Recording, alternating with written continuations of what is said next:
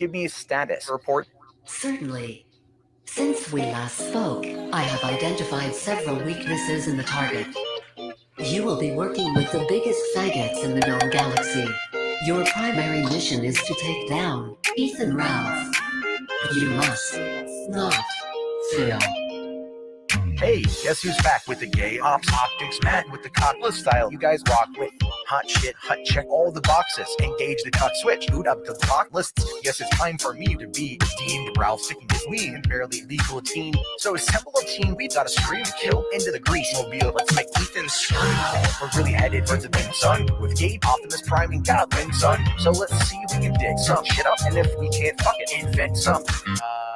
Look at this child, so innocent. Kid's gone missing, and dad's probably out of his mind. Are you listening? Big bad Ralph's looking out for fucking meth-headed kids to be jizzing in. That fucking sham of a marriage, no kids, was the last human damage. There's loads of college kids up on campus that you can trap and drag back to the mattress. The old Matt wouldn't have this. Let Matt give you some practical tactics and send her to me. Just like magic, watch her come back with a sack full of black kids. How are you keeping them silent? With a punch to the eyelid, or with a knife like I did?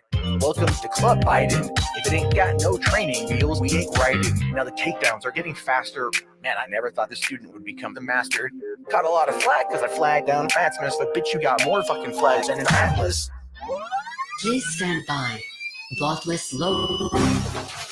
So this little spick Dom may put you on the block list, but can't do it better than me. I heard this motherfucker Ethan Ralph wants to fuck little kids, but he can't do it better than me. Nowadays, everyone is a false flagging fag, and it's tragic that even if you're on some payoff shit, I'm on some gay off shit. No, buddy, you'll never do it better than me. Damn it, I want my baby back, baby back, baby back ribs, baby back pussy, and baby back tits. But her dad wants his baby back quick, so maybe quit it, you fat fucking idiot. If it's between a fat pill popping baker sipping hick who just doesn't know when he's beat, choose the pretentious fag who's only a talent being able to spread the fuck out of his cheeks. But Matt, would you date 18-year-old? No, not unless she's got a 4-year-old bro. Not unless she can produce a GoPro and we can go home and film with no clothes. If that's the case, then we'll split the load, and that'd be the reason you randomly phone gift churches to me. What college is to you? I pour gasoline and then leave all the clues. Morsky, I'm just letting you know that the CP you only got no right to show. That shit's my fucking copyright, you know? Sounds like you want another Noxin fight, you ho.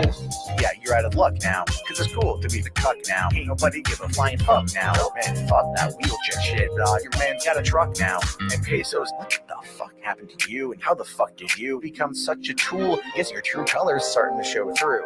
And it's the color of the Jew. So this little spick Dom may put you on the block list, but can't do it better than me. I heard this motherfucker Ethan Ralph wants to fuck little kids, but he can't do it better than me. Nowadays, everyone is a false flagging fag, and it's tragic. You open your mouth and you had it. We're all on our own gay off shit. No, buddy, you'll never do it better than me. Maybe she ain't no better than me. No, she ain't no better than me. Maybe she ain't no better than me. No, she ain't no better than me. No, guess what? She ain't no better than me. No, she ain't no better than me. Even if you're on some gay off shit, I'm on some gay off shit. No, buddy, you'll never do it better than me. I'll admit, I'm not letting my kids die. I'm somebody that thought I could fix this, and I'm starting to think about having to eat my neighbor. I'm gonna haul him up by a chain. I will eat your ass. I'll do it. You think I like sizing up my neighbor? Cut him, skin him, chop his ass up. My children aren't going hungry. I will eat your ass. Eat your ass. I'm literally looking at my neighbors now going, I will eat your ass. I will eat your ass. Eat your ass. My superpower is being honest. And I will eat your ass. I will eat your ass. Eat your ass. That's why I want the globals to know. I will eat your ass. I will eat your ass. Eat your ass. I've extrapolated this out, and I will eat your ass.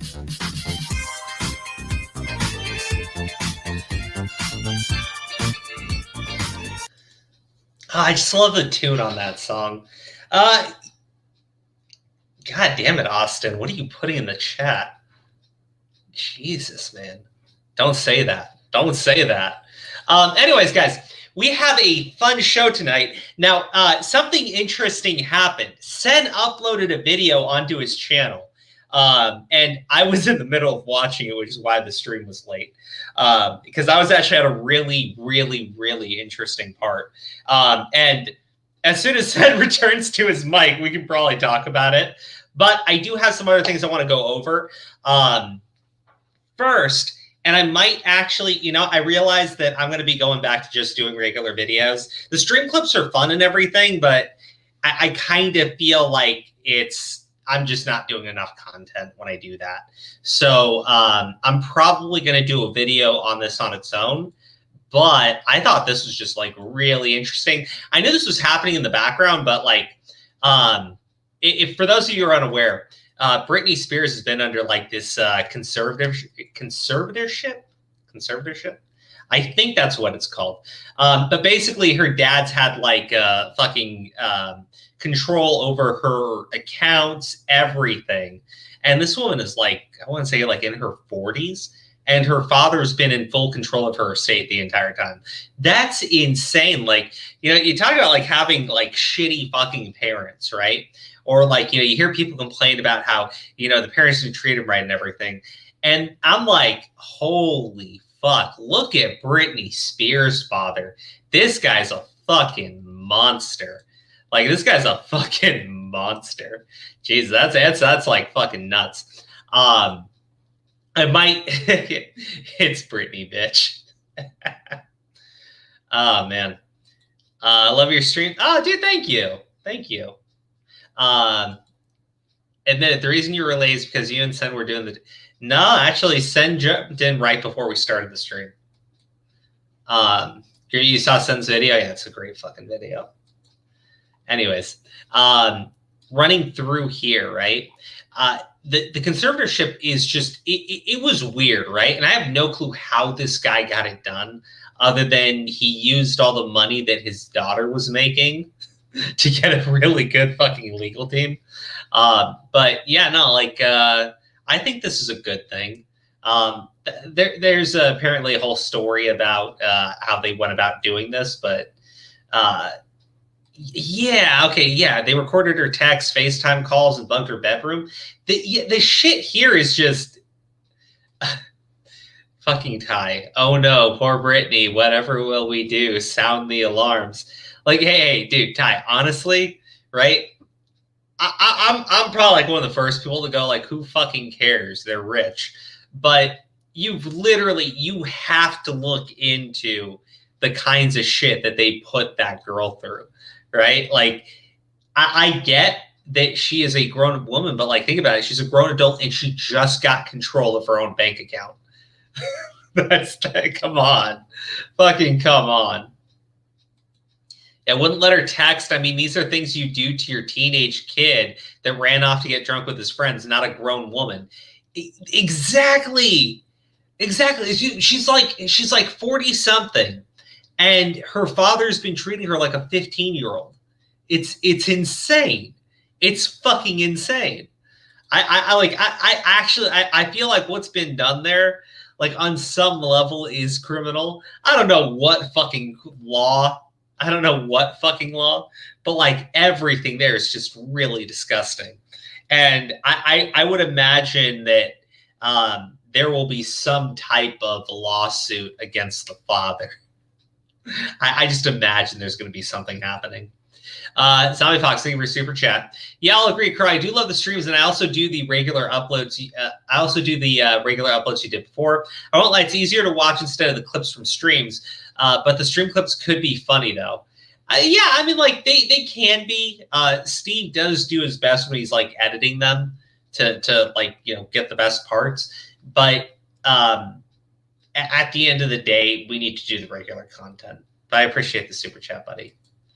Oh, Augie's roasting Spectre? What?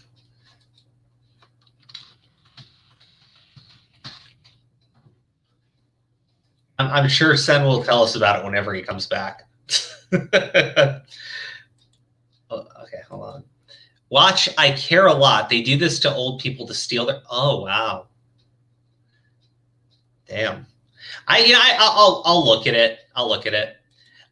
Steve is very base. So when we talk about the sends video. I will talk about Steve. I can't understand what Tommy's fucking deal is with Steve. Yo, I'm back. Oh, you are? Okay. Yeah, I was listening to Augie actually shit on what's his name, Spectre. He's that like fat cottage cheese looking guy that hangs out with your brother and tries to defend him all the time for no reason. Oh he also my God. He also pays Nick no. like mad money just to be a mod or whatever. Like he's on Nick Rekieta's ballsack. So fucking Spectre lied to basically Augie about his stance on doxing and shit, like he always does, because Spectre always fucking lies.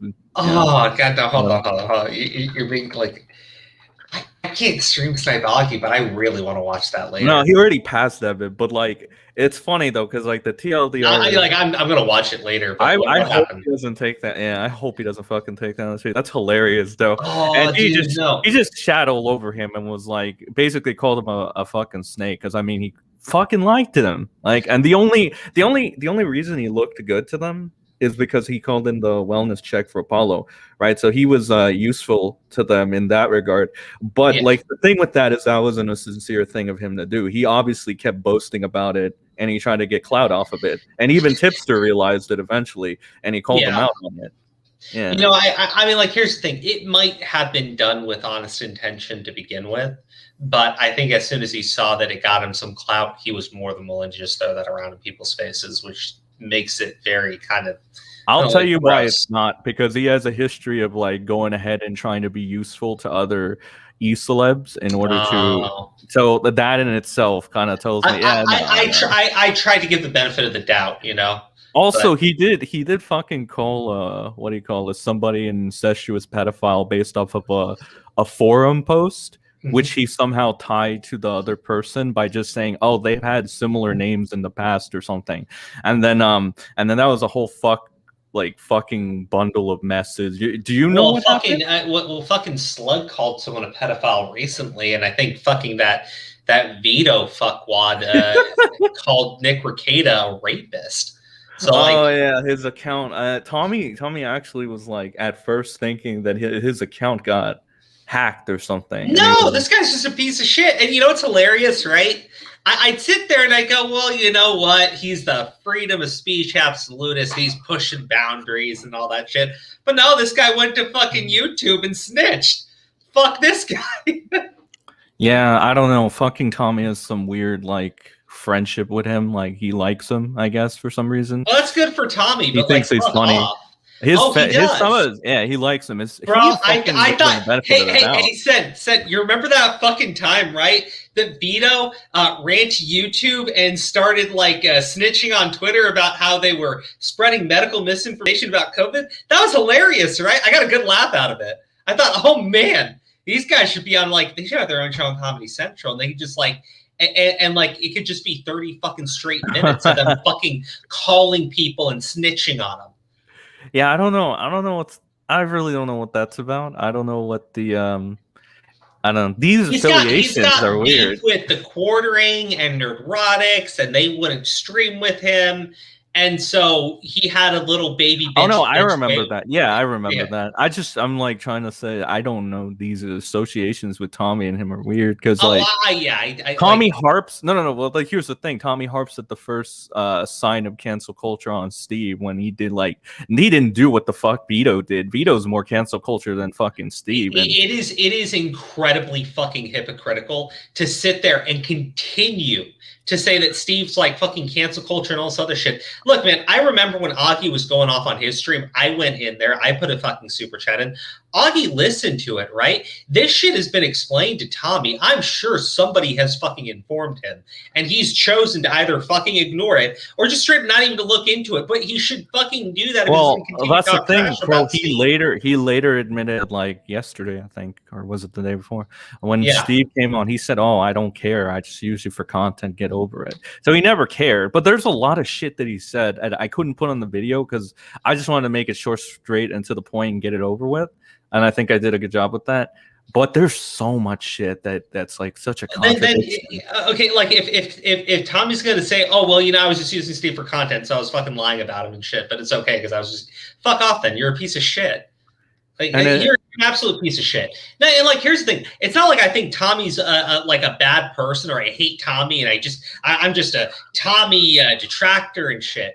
No, like I appreciate his content. Aura fucking loves Tommy C, right? But well, like, love, dude, he doesn't anymore. After well, all this shit. love Tommy C, yeah.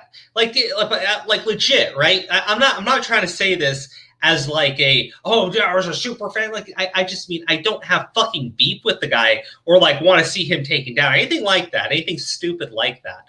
But Steve's my friend, right? I've said I don't agree with all his takes on the fucking Edwin situation, right? But like, it's not like he's fucking completely fucking wrong about what he's saying either, right? That whole situation with the shirt, yeah, I think it's fucking dumb. But like, to sit there and claim like Steve was trying to fucking cancel the guy, no. Steve was pointing out that Edwin had done something to another person named Dasha or whoever. I don't know these fucking people, right? No. And went after them with the exact same fucking critique. And so Steve's like here pointing out, well, look, Edwin was wearing this fucking shirt. Okay, there you fucking go. Like, you can sit there and you can say, well, Steve's being canceled. No, like, dude, if anything, it just means your fucking boy was being cancel culture.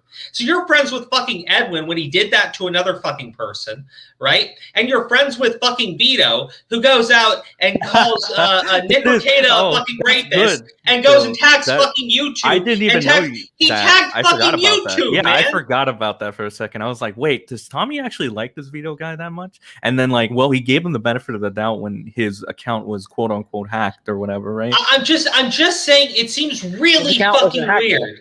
I know. I found out later, but at the time, Tommy's like, Vito wouldn't do that. His account probably got hacked. It's the people that are feuding with him. Whoa. Vito wouldn't do that. Vito tagged YouTube. Vito tagged YouTube and told YouTube that Nerdrotics was hosting a stream where they were presenting medical misinformation with Alex Jones. Dude, come on. Fuck off, man. Seriously, fuck off. And then he was such a little fucking pussy, and he just like completely fucking backtracked it. Oh, I was just joking. It was a joke that I actually tagged YouTube. Jesus fucking Christ, man. Yeah, well, like the only difference is you don't need to lie about Vito or stretch the truth for him. It's right there in the open what he did, right? For Steve though, you got to stretch the truth a little bit. Well, you got to like change the stories a little bit, right? Like, it's funny though, because it's like with Vito, it's an open and shut case, right? With Steve, you got to be shady about it. But like Tommy's affiliation will be with Vito, the one who's actually like an active hypocrite and I mean has done acts that are pro cancel culture, but he'll go around and say and try to act like he has an argument when he doesn't fucking have an argument at all. He never did. I think my problem is, right, it's the way that it feels just so fucking unfair, right? It's completely fucking just I mean, like, look, man, Steve's my friend, so obviously I feel it's a little bit more personal, right? But how, like, what are you fucking doing, right? I sit there and I look at what Steve did, and I criticize Steve. I said, look, Ben, you got to be way more fucking clear when you're presenting a fucking argument, right? Especially on fucking Twitter where you can get completely fucking taken out of context, right? And I criticized Steve for it. I said, you got to be like way more fucking clear, right? And I understand that there was another comment attached, right?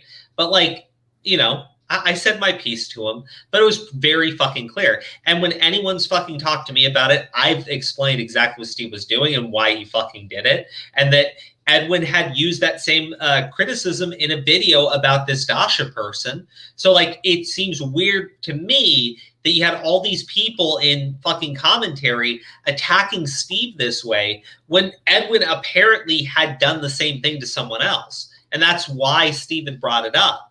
And, and I said credit to Augie because Augie was going pretty hard in on Steve. But when I explained it in that super chat, Augie understood and even said, I can agree with the point. Right? Yeah, I got Tommy, like at this point. I got the clip for it too. Yeah. Yeah, no. That was a good clip. Yeah. You know what? Can I just, you want me to just play the video? That'd be good. Sure. If you want. I'll just play that one part from it. All right. I'll be right back. Wait, where are you going? Son. You said he'd be right back. I'm going to play his video. He just left. If he's going to be right back. Just play the clip, I guess. Oh. I can't with this guy. I can't. It's so unprofessional. You know how I am about being a professional. It's very important to me. Right, John? I know. Like Redsky understands my need for being Yo, what the fuck is going on? I literally just joined. Oh, we're talking about Tommy C. Send in a video, lovely. and it's a Yeah, really I know, good I still video. have to see it. Yeah. Hold on. I'm trying to get to the where is it exactly? I'm reading chat right now. What the heck happened with Scrubby and Cyrus? People are just like, what's going on? I don't even know who those people are. They're gaming Like, commentary. Okay, so real quick, guys, Sen just dropped this video. I'm going to put it in the chat. I'm not going to play the entire thing because you should go watch it yourselves because it's a really fucking good video. Again, it's why I was late tonight because I got like really I was really, really, really entertained with the fucking video. And there were some things in there that I didn't know about, Tommy, that were really important. But there's just this one thing. There's just this one thing I wanted to highlight. Because just to point out, like, you know, other people have heard this already and have been far more, I don't want to even say charitable, just far more fucking honest about it than I think Tommy is. And I think, you know, for Tommy to come out and say, oh, I was just using Steve for content, yeah, then fuck off. That's really fucking dishonest. You know, like, it's, don't get me wrong, I'm not saying you're responsible for God, anything like that, nothing like that, right? But, like, you've got your fucking platform and you're basically saying that you took my fucking friend and you put him up so everyone could fucking mock and make fun of him. And, well, you talk shit and lied about him. And you're just going to say, well, yeah, I was lying, but whatever, it's cool. Like, I was just content. Fuck off, dude. Like, that's really disgusting, right? At the end of the day, like, me personally, people talk shit about me. I don't really care. But, like, you know, when you do it to my fucking friends, I obviously that matters to me a lot more. And to hear that it's just because you needed fucking content, so you lied about my fucking boy. Fuck off, dude. Like, seriously. And yeah, how fucking dishonest can you fucking be? Like, you can't tell me that you're against fucking cancel culture and shit. We have this big fucking stance about Steve and this stupid fucking shirt. Dude, if there is a video on YouTube right now that was uploaded by Edwin about fucking Dasha, right? And they're fucking criticizing this Dasha person for similar fucking things, then what am I supposed to fucking say, right? If I've got your fucking boy Vito, who straight up tagged YouTube, I don't care. Like, I've heard people try to say things like, it doesn't matter. Like, I remember, I think, Pescator, right? And Pescator was just playing, like, people, obviously, they're watching the stream. Like, you know, YouTube knows about it. I don't care. I don't care if it had no impact whatsoever. You don't tag fucking YouTube and tell them there's medical misinformation being spread on the fucking platform and point out the fucking channel to them.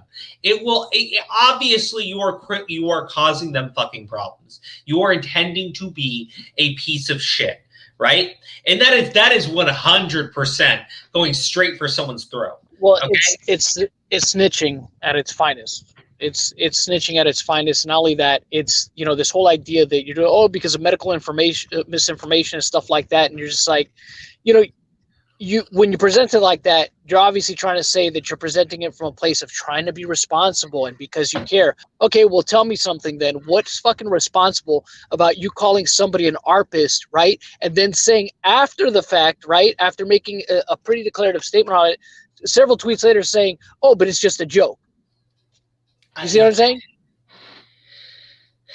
I mean, like, look. How responsible is that? You know what I mean?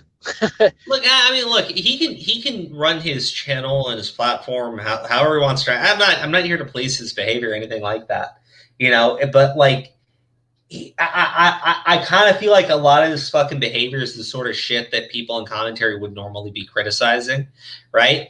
But you know, that's not either here nor there. It's just fucking like it's degenerate fucking behavior. Why are you fucking doing it? Like, I don't fucking get it. What happened? What did you do? Guy and everything, right? And you could just blame fucking immaturity and shit like that. But no, Tommy's been around, right? Like, he's been on the platform for a long fucking time. What the fuck's your deal, dude? I just don't fucking get it.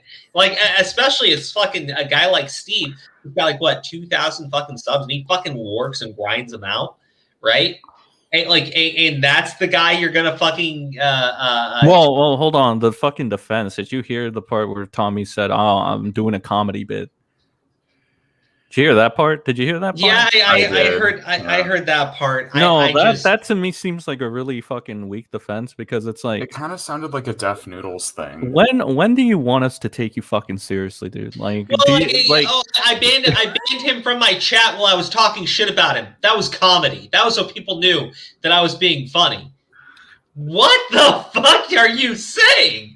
he said, when Steve was like, "Oh, well, you pride yourself on being right and all this shit," and he was like, "No, that's Nick, right?" So it's like, are you fucking kidding me? Like, I kind of wanted to say, but didn't you teach Nick like everything he knows? You pride yourself on that shit, don't you? No. Everybody in commentary prides himself on their integrity, right? And when you lose your fucking integrity, you lose everything. Well, the thing right? is, Like, Tommy has what gotten happened with shit Johnson. wrong, hasn't he? He's gotten shit consecutively wrong throughout his career.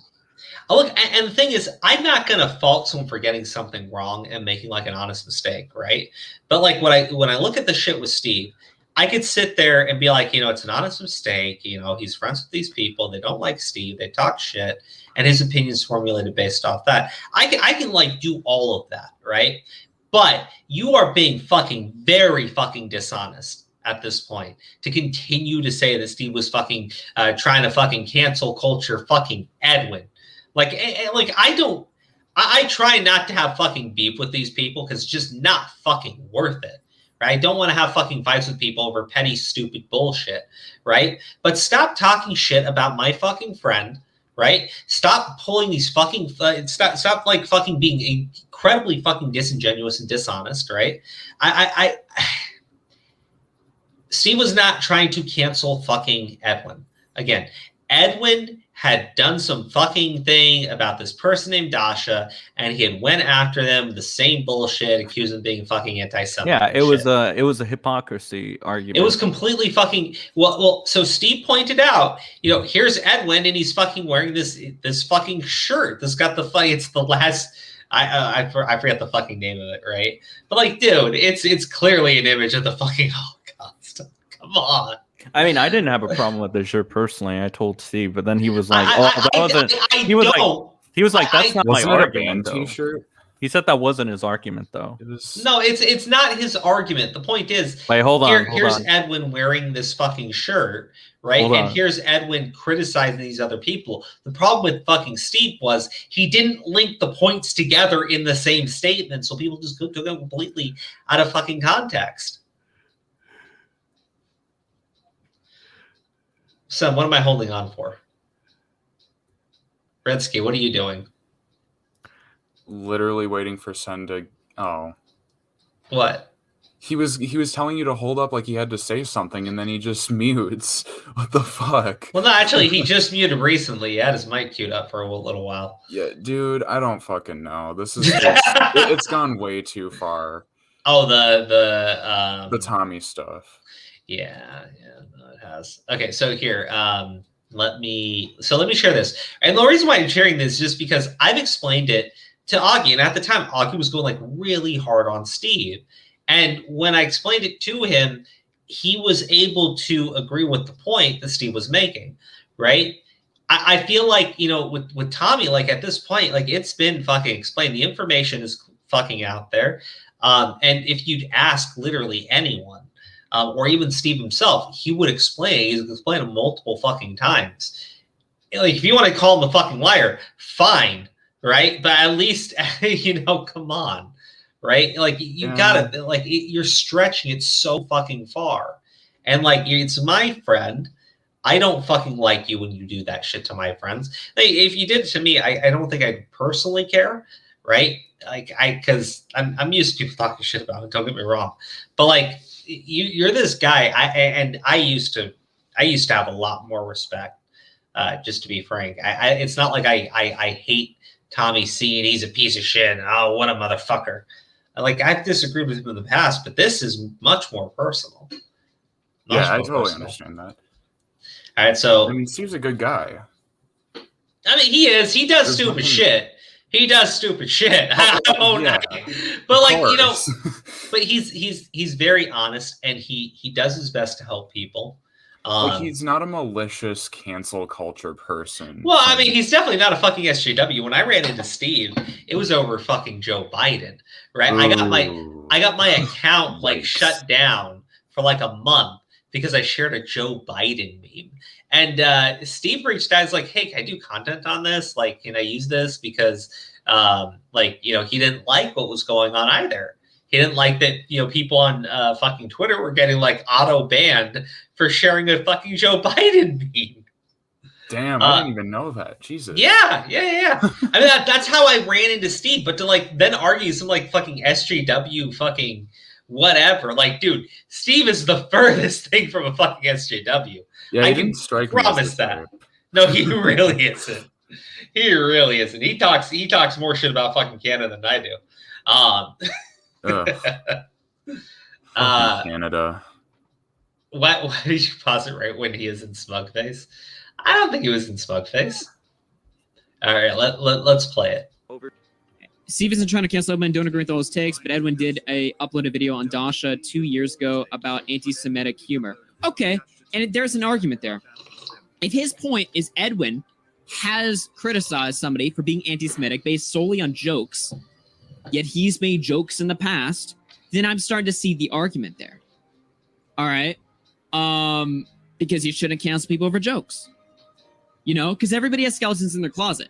When you get on your high horse and you preach about jokes, you preach about how bad jokes are, but you've made jokes yourself in the past, you look like a jackass. So if that's his point, then yeah, okay, I agree with that. Looking at the confrontation. So like again, that's in Sen's video, right? So like, and that's only halfway in. That was like I was really Was that really from 2 engaged. years ago, that clip? No, that clip is maybe from last year, I want to say. Oh, okay. I don't remember the exact time frame. This was My perception of time is just completely fucked at this point, so I don't know. I want to say it was like towards the end of last year, but I can't really remember. Zombie Fox, thank you for the super chat. Seriously, can't remember a SJW that would say this shit Steve would. I mean, exactly, right? Tommy C needs to get his head out of his ass and open his fucking ears, fucking idiot.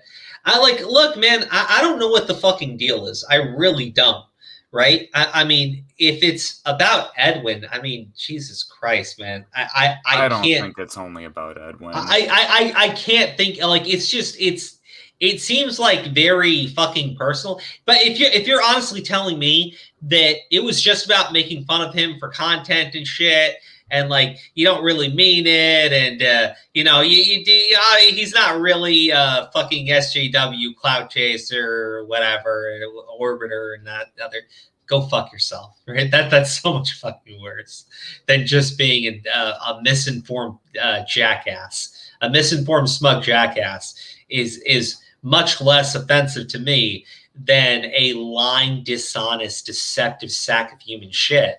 Obviously, that's because one, at least I can argue, is just you're a fucking idiot, but you're fucking taking these shots at my friend. It's very fucking dishonest. The answer you want is fucking out there. It's been fucking given. If you don't fucking care, I don't know why you're fucking talking about him, right? Because the thing is, I remember criticizing the fucking T channels for their fucking bullshit audience, right? Because their audience did this. It was a fucking Willie Mac thing, I think, right? Yeah. And yeah. Willie Mac uploaded a video, and this fucking piece of shit on fucking Twitter is being smug and talking shit about Willie Mac's video. And someone's like, "Did you watch the video?" They're like, "I don't need to watch it. He's a piece of shit." Like smug as shit. And people are like, "So you didn't watch the video?" Right? You just watch the video. Just watch the video. And the person's like refusing to do it, right? And I kind of get this same energy from fucking Tommy when he's sitting there saying, my friend's a piece of shit. And also, I don't actually need to do any sort of research into it whatsoever. He just is a piece of shit because other people told me he was a piece of shit. So fuck that guy. He's a piece of shit. Go fuck yourself. I like if you're upset about the fucking Edwin shirt thing, like Steve's my friend. I've criticized where I think he got it wrong, and that was in not making it very clear what the fucking context was, because it's so easy to get pulled out of fucking context on Twitter. But like, if you really think that what he did was a sincere attempt at canceling fucking Edwin, you're offended by it, motherfucker. Edwin did the same thing to this fucking Dasha person, so fuck off. I'd like to fucking end the bullshit with my fucking friend, and I understand that you're probably not.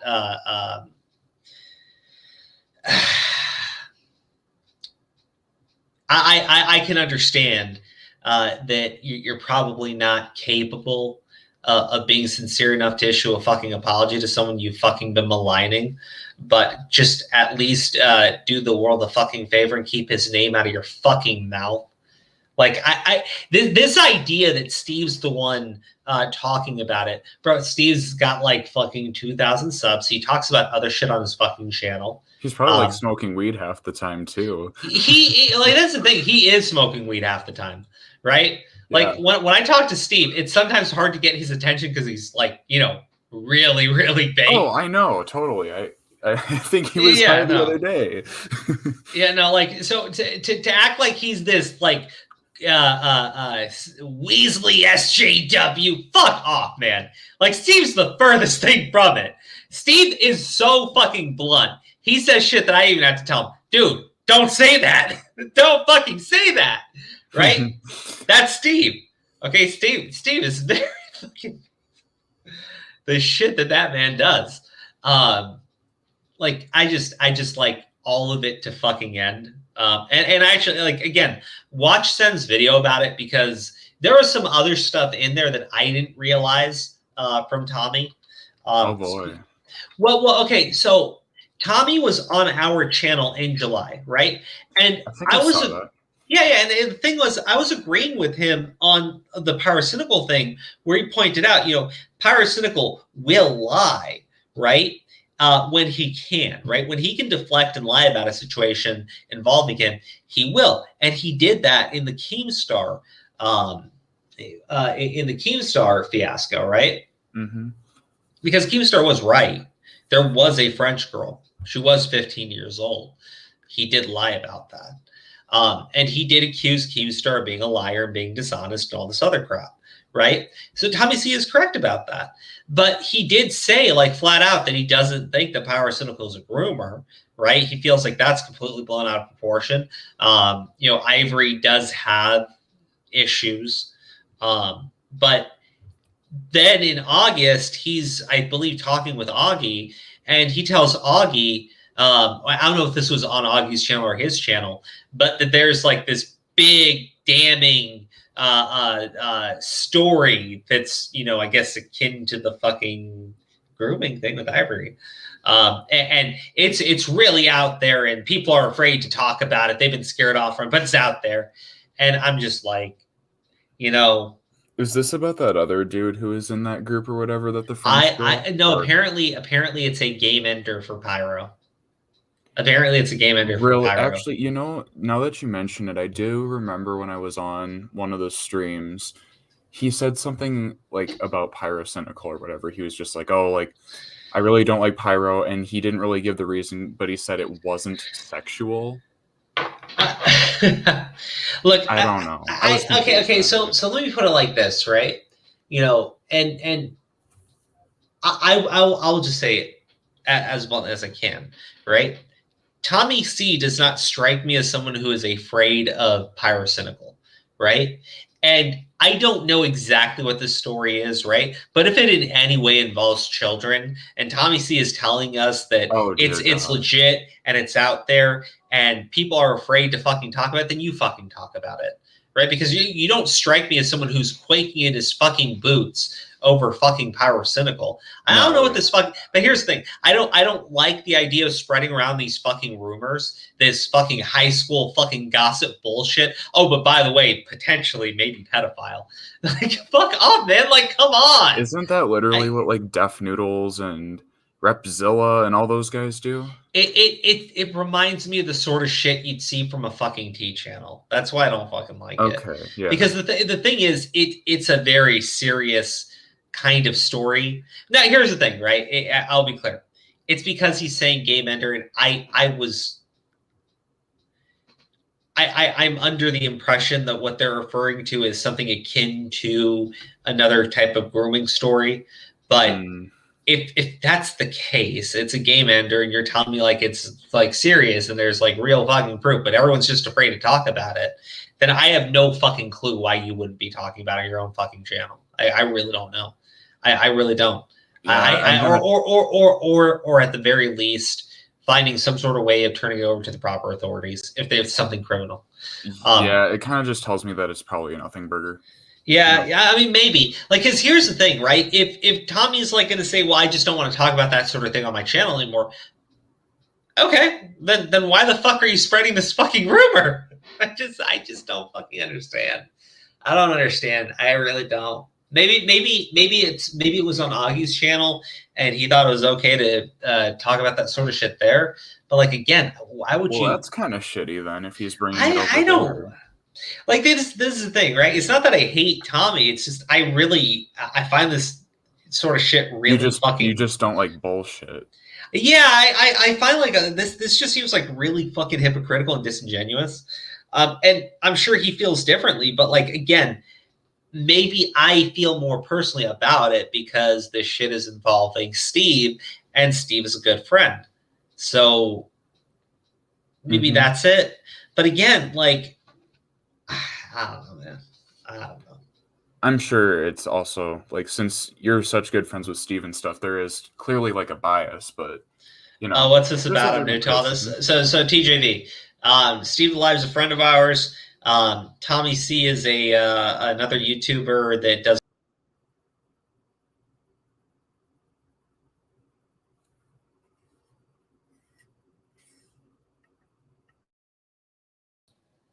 Oh shit! Sorry, guys. Hey, John. So yeah, my internet just reset there for a quick second. Sorry about that. Where was I? No, whatever. Yeah, hold on. Sorry. JV says, "What's this about? I'm new to all this. Which part? Which part?" Okay, so sorry, where was I? Okay. So Steve's a friend of ours. Steve's another content creator, and Tommy C is another content creator who's been on YouTube for a very long time. Really big streamer, does shot from the point, and I think he has like a lot of respect from people. But he's been like shitting on our friend Steve, and it seems really, really fucking dishonest and unfair. And like I try to give him the benefit of the doubt. I try to give most people the benefit of the doubt and try to say like things like maybe he's like really misinformed. Maybe it's a situation where you got all these people around him, they really don't like Steve, and just he's got the worst possible interpretation. He's just taking things in the worst possible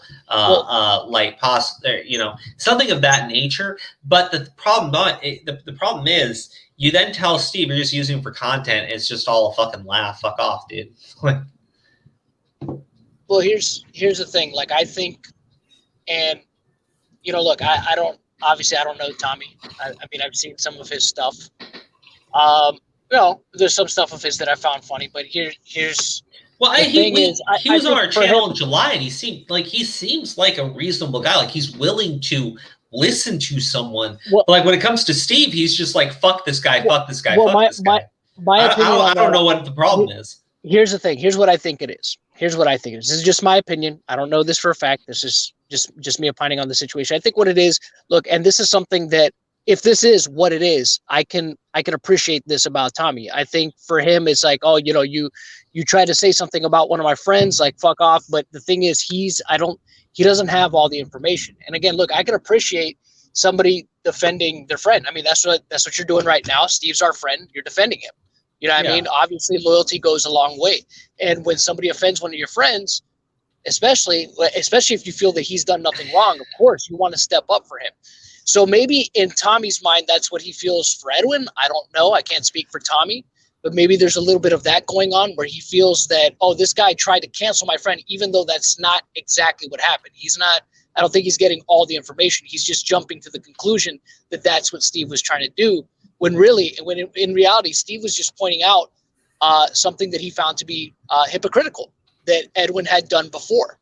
You know what I mean? Yeah. But I think Tommy, it just jumped to a conclusion. He's just like, oh no, fuck that. He tried to cancel my friend, and he just has the blinders on for that. I'm like, maybe, but the problem is, like, it's been explained to him like countless fucking times now, and it's like he just doesn't fucking care, right? Like, I mean, like, look, man, I at least try to listen to fucking people. Like, if you don't believe him, that's, I mean, like, at least explain why. But what about Steve is like got you tweaked out so fucking hard, right? And like, you can't say like Steve's the one talking about it for. But you've said a lot of nasty ass shit about him. So like, what the fuck? I mean, look, Steve's not perfect, but Steve is the furthest. Like Steve would never advocate for anybody being canceled. You know what I mean? Or the platform, and he never has this, as far as I've seen. Like Steve, you know I mean? Steve's the guy who literally tries to give people 7 fucking chances to change. Dude, the only people that I've seen Steve, say that okay, these people don't belong around are people that have done stuff that is either borderline criminal or actually criminal.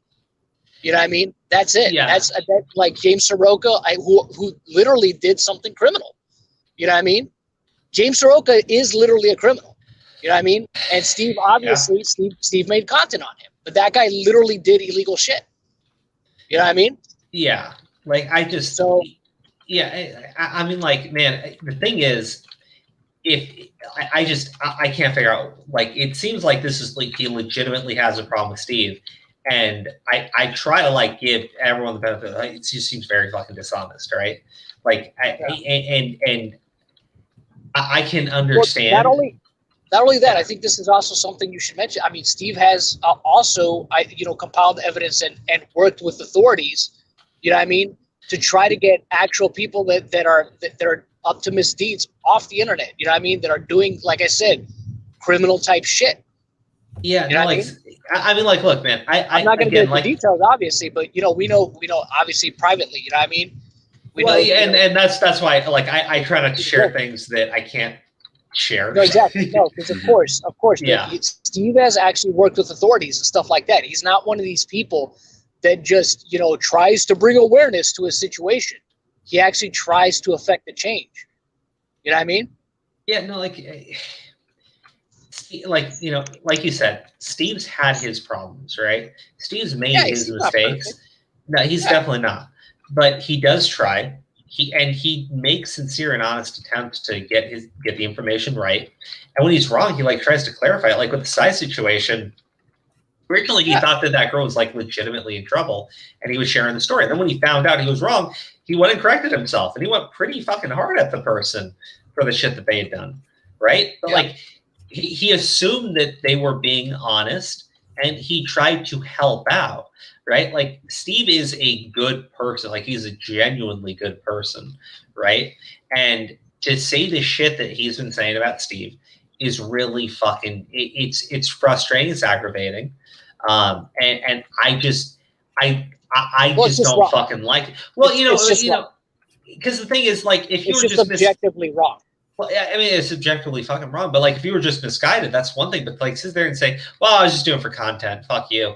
Like, fuck off. Like seriously, that is just the ultimate. Just go fuck yourself, man. Seriously. I mean, look. I mean, he can do that if he wants. That's fine. That's Tommy's prerogative if he wants. No, it's really not fine. No. The thing is, it's really not fine, right? Like you're shit talking somebody who's done like literally fucking nothing to you, right? Who hasn't like gone at you in any sort of like cross malicious fucking way. He really hasn't done it to Edwin either. But I told Steve, like, I think some of the ways that he criticized Edwin, I don't think are fair, right? But he certainly doesn't go about it in this like malicious, dishonest way. I just disagree with him. Right, I disagree with it too. I'm not saying that it's right. But the thing is, like, he will even listen to us when we say we disagree with him, right? He won't just like blow us off and be like, "Well, no, you're just fucking wrong," right? Like, no, he's very willing to fucking listen to people. He really is, right? The dude's just a straight up fucking stoner half the time, right?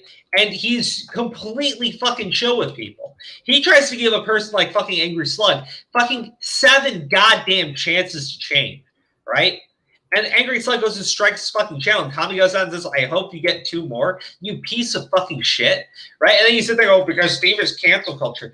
Okay, I just like, what do you want me to even fucking say to that, right? He pointed out that Edwin went after somebody for making jokes and declared they were being anti-Semitic, and then he pointed out, well, I mean, look at the shit Edwin did, right? Like, was to point out the hypocrisy. Yeah, situation. like, that's really all it was. like literally anybody else would fucking do that. Like, I mean, I'm pretty sure fucking Keemstar's got drama alert videos just pointing out a situation where somebody did one thing and then we found out that they were doing, you know, the thing that they were criticizing. Like, it happens all the fucking time. Get over it. If you're mad about it, then like be mad at your fucking boy. Like, what do you want me to say? It's on him at that point, right? But like, I'm like, to sit there and claim that Steve was involved, like, it sounds like fucking Edwin was. It sounds like fucking Edwin was. It really does. I don't know the situation with Dasha. I don't know exactly what the fucking jokes were being told or anything like that. It was 2 years ago, right? I believe it had to do with something regarding anti-Semitism, and that's why Steve brought up the whole thing with the shirt. Well, I mean, there's a video right now. I think if you search for it, it's literally got like anti-Semitism in the title, right? Like it's pretty fucking clear that Edwin was calling somebody an anti-Semite for something that they had said, right? And it sounds like they were making a joke, right? So if he did that, and Steve points out that he did that, and then points out, but look, man, he's literally wearing a fucking Holocaust shirt, right? Like, I mean, I'm sorry, but it sounds like he's pointing out the fucking hypocrisy. And if that's a problem for you, then you need to talk to your fucking friend about, you know, accusing people of being fucking anti-Semites while wearing a fucking Holocaust t-shirt. Like, you know, it's just like one of those things. It's so on the fucking nose, anybody would fucking call it. Fuck, dude. No. I don't know, man. It's just very fucking dishonest to me. Very fucking dishonest.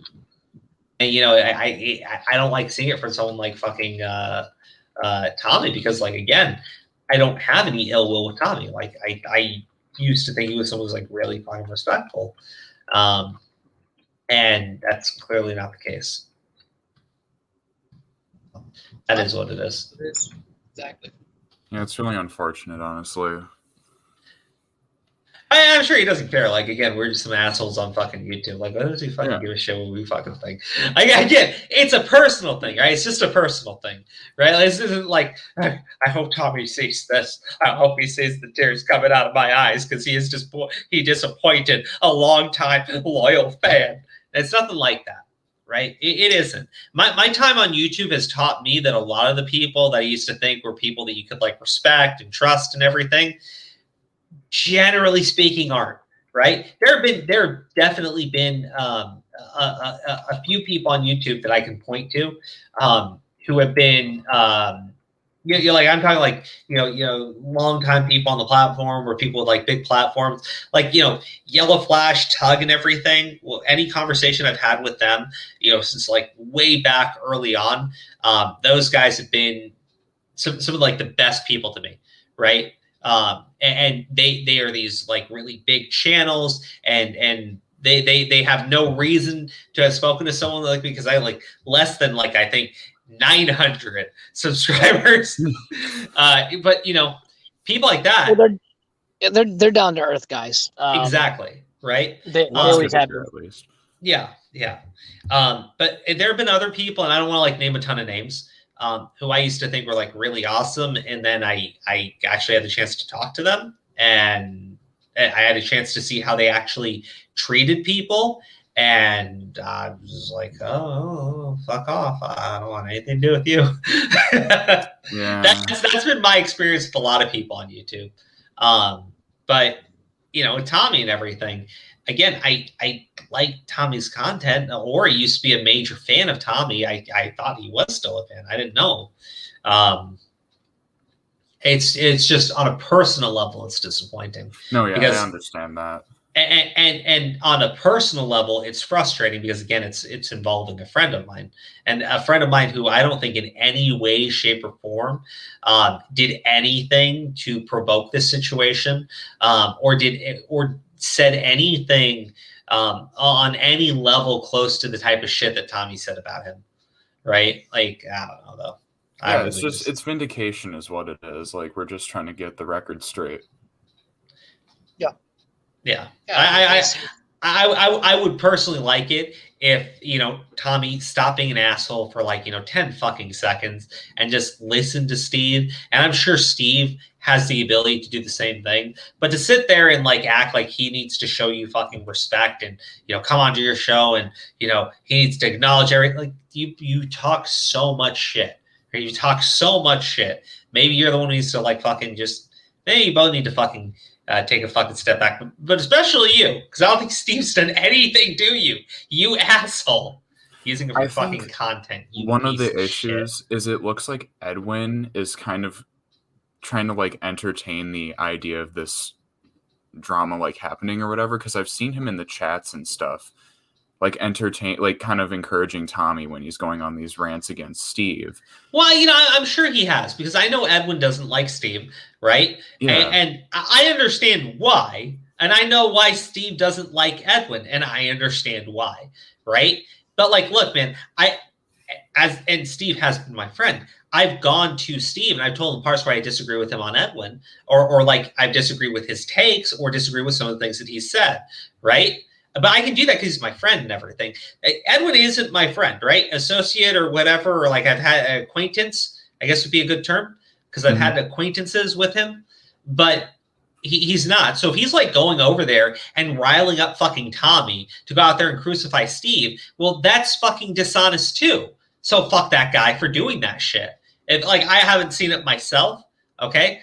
Right? I haven't, because I haven't been there in Tommy C's streams or anything. But if he's literally out there fucking riling up Tommy to go after fucking Steve, fuck off with that shit. Because the thing is, I don't think Steve for months has said anything about Edwin or made content about Edwin. Maybe he has. I try to follow up with him and everything, but I don't think he's gone after fucking Edwin. I don't think he's been doing live streams about fucking Edwin. Well, according to Edwin, Steve's collaborating with Deity. No, he isn't. Yeah, no, I know. It's bullshit. Look, in the past, Steve was cool with Deity, right? And well, no. I've told him too. The Deity seems really fucking unstable. But it took Steve a little bit because, like I said, Steve gives people way too many fucking chances. Yeah, he gives people way too many fucking chances. So he gave Deity way too many fucking chances. But when the chances ran up, he fucking acknowledged Deity's a piece of shit too. And he's criticized Deity. So to sit there, and it's been pretty fucking public, by the way. So to sit there and be he's working with Deity, he's collaborating with he fucking is not. I can guarantee you that. I know the projects. I know the projects that Steve is working on.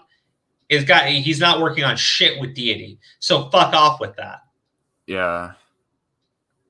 I don't know, dude. It's all fucking bullshit, honestly. Yeah. Okay. So, yeah, I didn't mean to talk about the Tommy stuff, but again, Sen's video is really good. But again, I don't think anyone's above criticism, right? I don't. I think that there's a lot in there that maybe he should reflect on. Or maybe he feels he doesn't need to. But I've always said the same thing to people, in my profession. And it's if you believe you were at a point where you cannot possibly learn anything more, then you should retire, right? Because if you really feel like you no, it's not an insult. It's not meant to be an insult. Right. But if you're really at this point where you feel like you have literally done it all and you've done everything, you've learned literally everything you can, right? You know it all. At that point, it's time to retire, right? Because you are gaining literally nothing from what you're doing at this point. Yeah. Yeah. It's not meant as but the thing is, if you're not sure that you've learned everything, then you need to keep on fucking going, right? My problem is it feels like, you know, with Tommy, if he's not willing to accept the criticism in Sen's video, which I do think is fair, even if he might not like it. And again, it's very tough when someone does that to you. It really is. But it's up to you. Like, you can fucking learn from it, or you can dismiss it, or you can ignore it. But like, I just hope that he'll stop talking shit about my friend who has done literally fucking nothing to this guy, and knock it the fuck off. Like, that's all I'd like. That's really all I would fucking like. Yeah, it'd be interesting to see if he like came on the show again or something to hash it out with Steve or whatnot. I would be more than happy to host both of them and let them have it out, or it can fucking do it, because yeah, obviously I'm very clear. I personally don't like the fucking statements being made about Steve by Tommy. But if coming on like a neutral platform works, someone else can fucking host it. I don't care. I just like it to fucking stop. I'd like him to fucking hear Steve out and cut the fucking bullshit and stop being stoked up by fucking Edwin, if that's really what's been going on. Yeah. Because like, again, to anyone who wants to send this to Edwin, you can fucking do that. I made my fucking statements to Steve very fucking clear. He's listened to me, and again, I feel like he's really backed off a lot of the shit with fucking Edwin. So if Edwin is literally there stoking up fucking Tommy to consistently talk shit about Steve, and when it starts happening, then I feel like maybe he needs to knock it the fuck off. Yeah, that's fair. Yeah, it is fair. It really is fair. Believe me, it really is fucking fair. It's pretty charitable.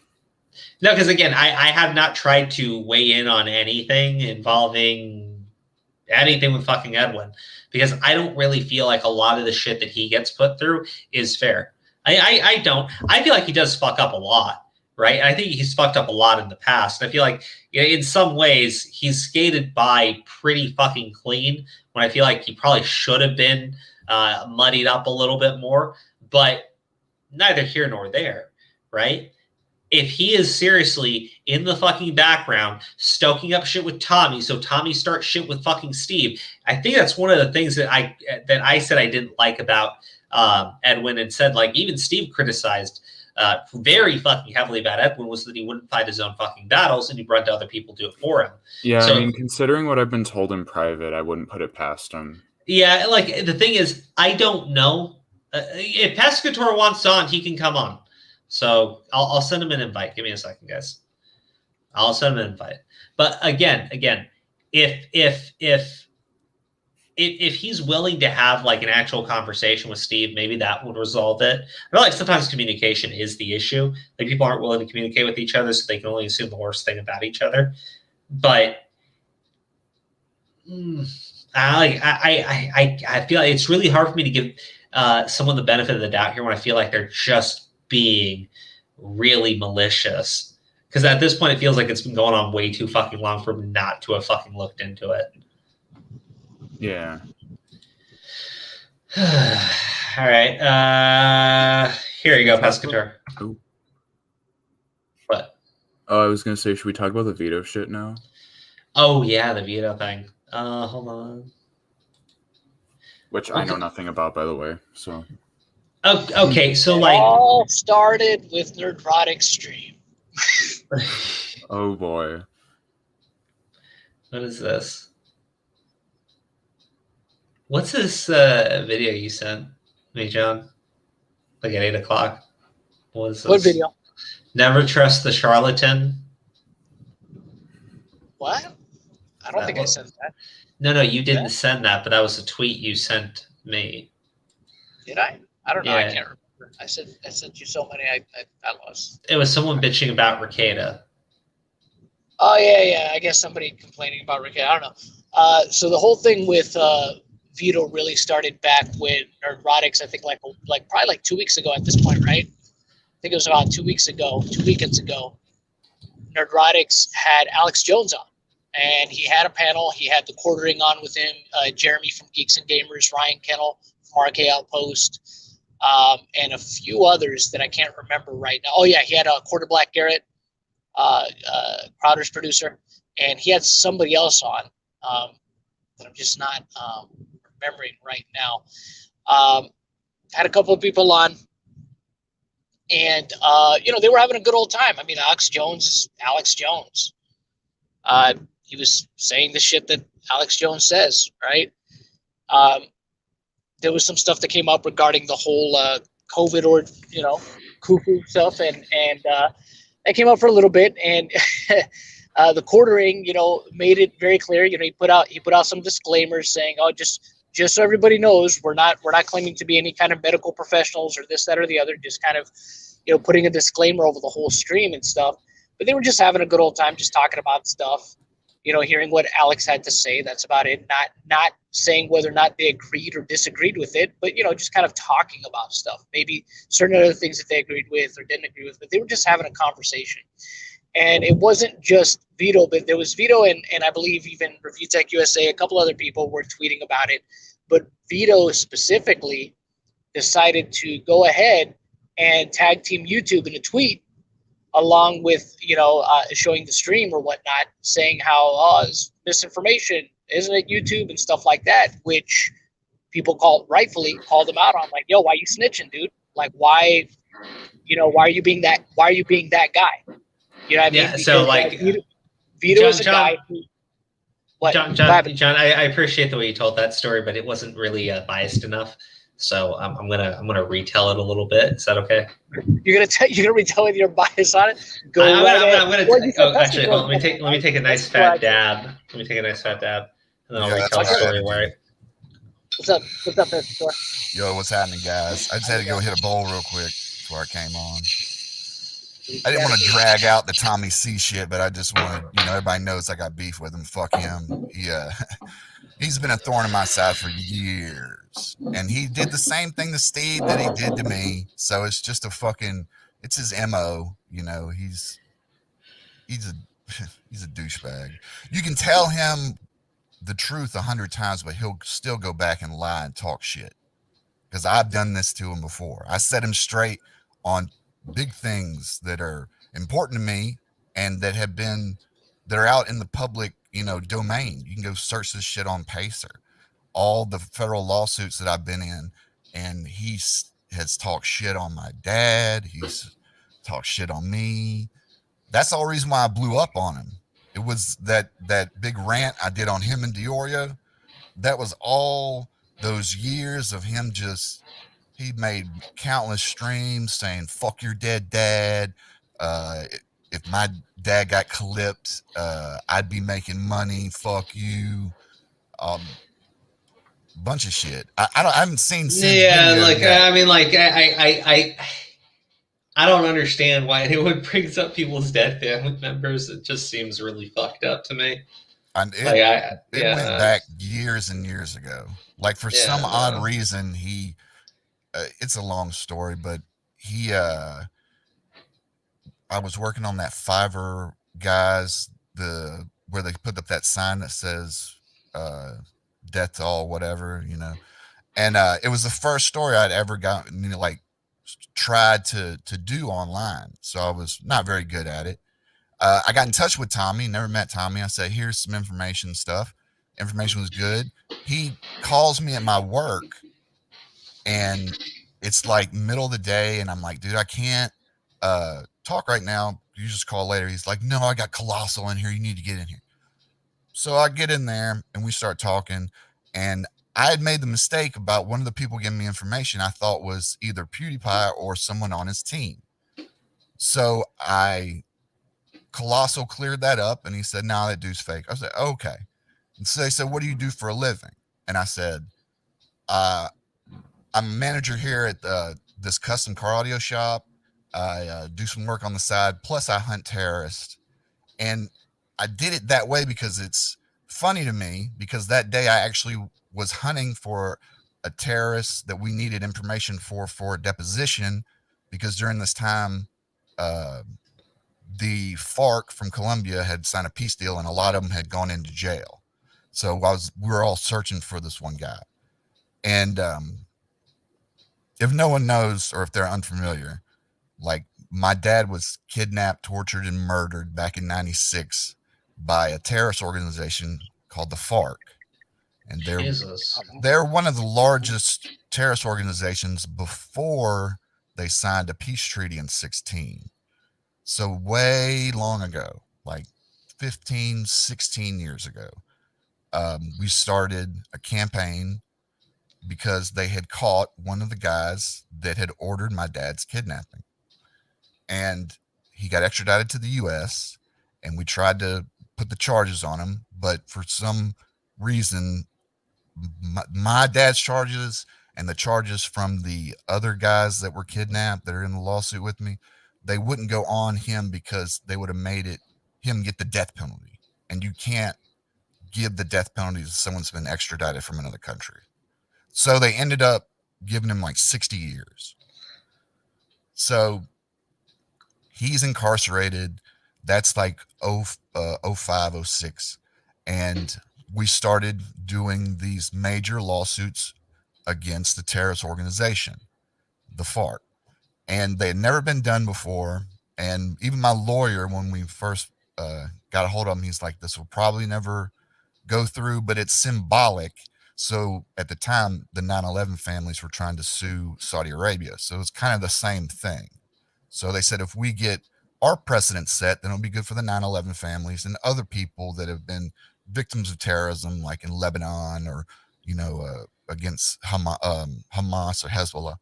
And I start those back in 06. The Chiquita one, they pled guilty in 07 to conspiring with those terrorists. So for the next 15 years, I've been working on these lawsuits. Tommy didn't do any research on me or anything. He didn't even ask me a question. And he all of a sudden starts claiming that I'm doing the stolen valor thing because he thinks I'm some soldier like in the woods, all hunting for terrorists on the real. And he didn't understand. I said, hunting for terrorists online. And then that's what I'm doing. And I explained it all to him after the first stream because Keem hated Tommy at this time. This is like 17. And I worked for Drama Alert. So we always used to do fucked up shit to Tommy. After I left, I kind of made up with Tommy. I'm like, look here, this will be cool. Let me explain the whole thing to you so you hear it from me. And he gave me a video, which I think is on Sin's video. And he's sitting there saying, I asked him, I said, put this little disclaimer in your description so it explains it so people aren't confused, because I keep getting people that watch your stream or watch your video come to me and start talking this major shit. And they're talking shit on my dad, and I don't like it.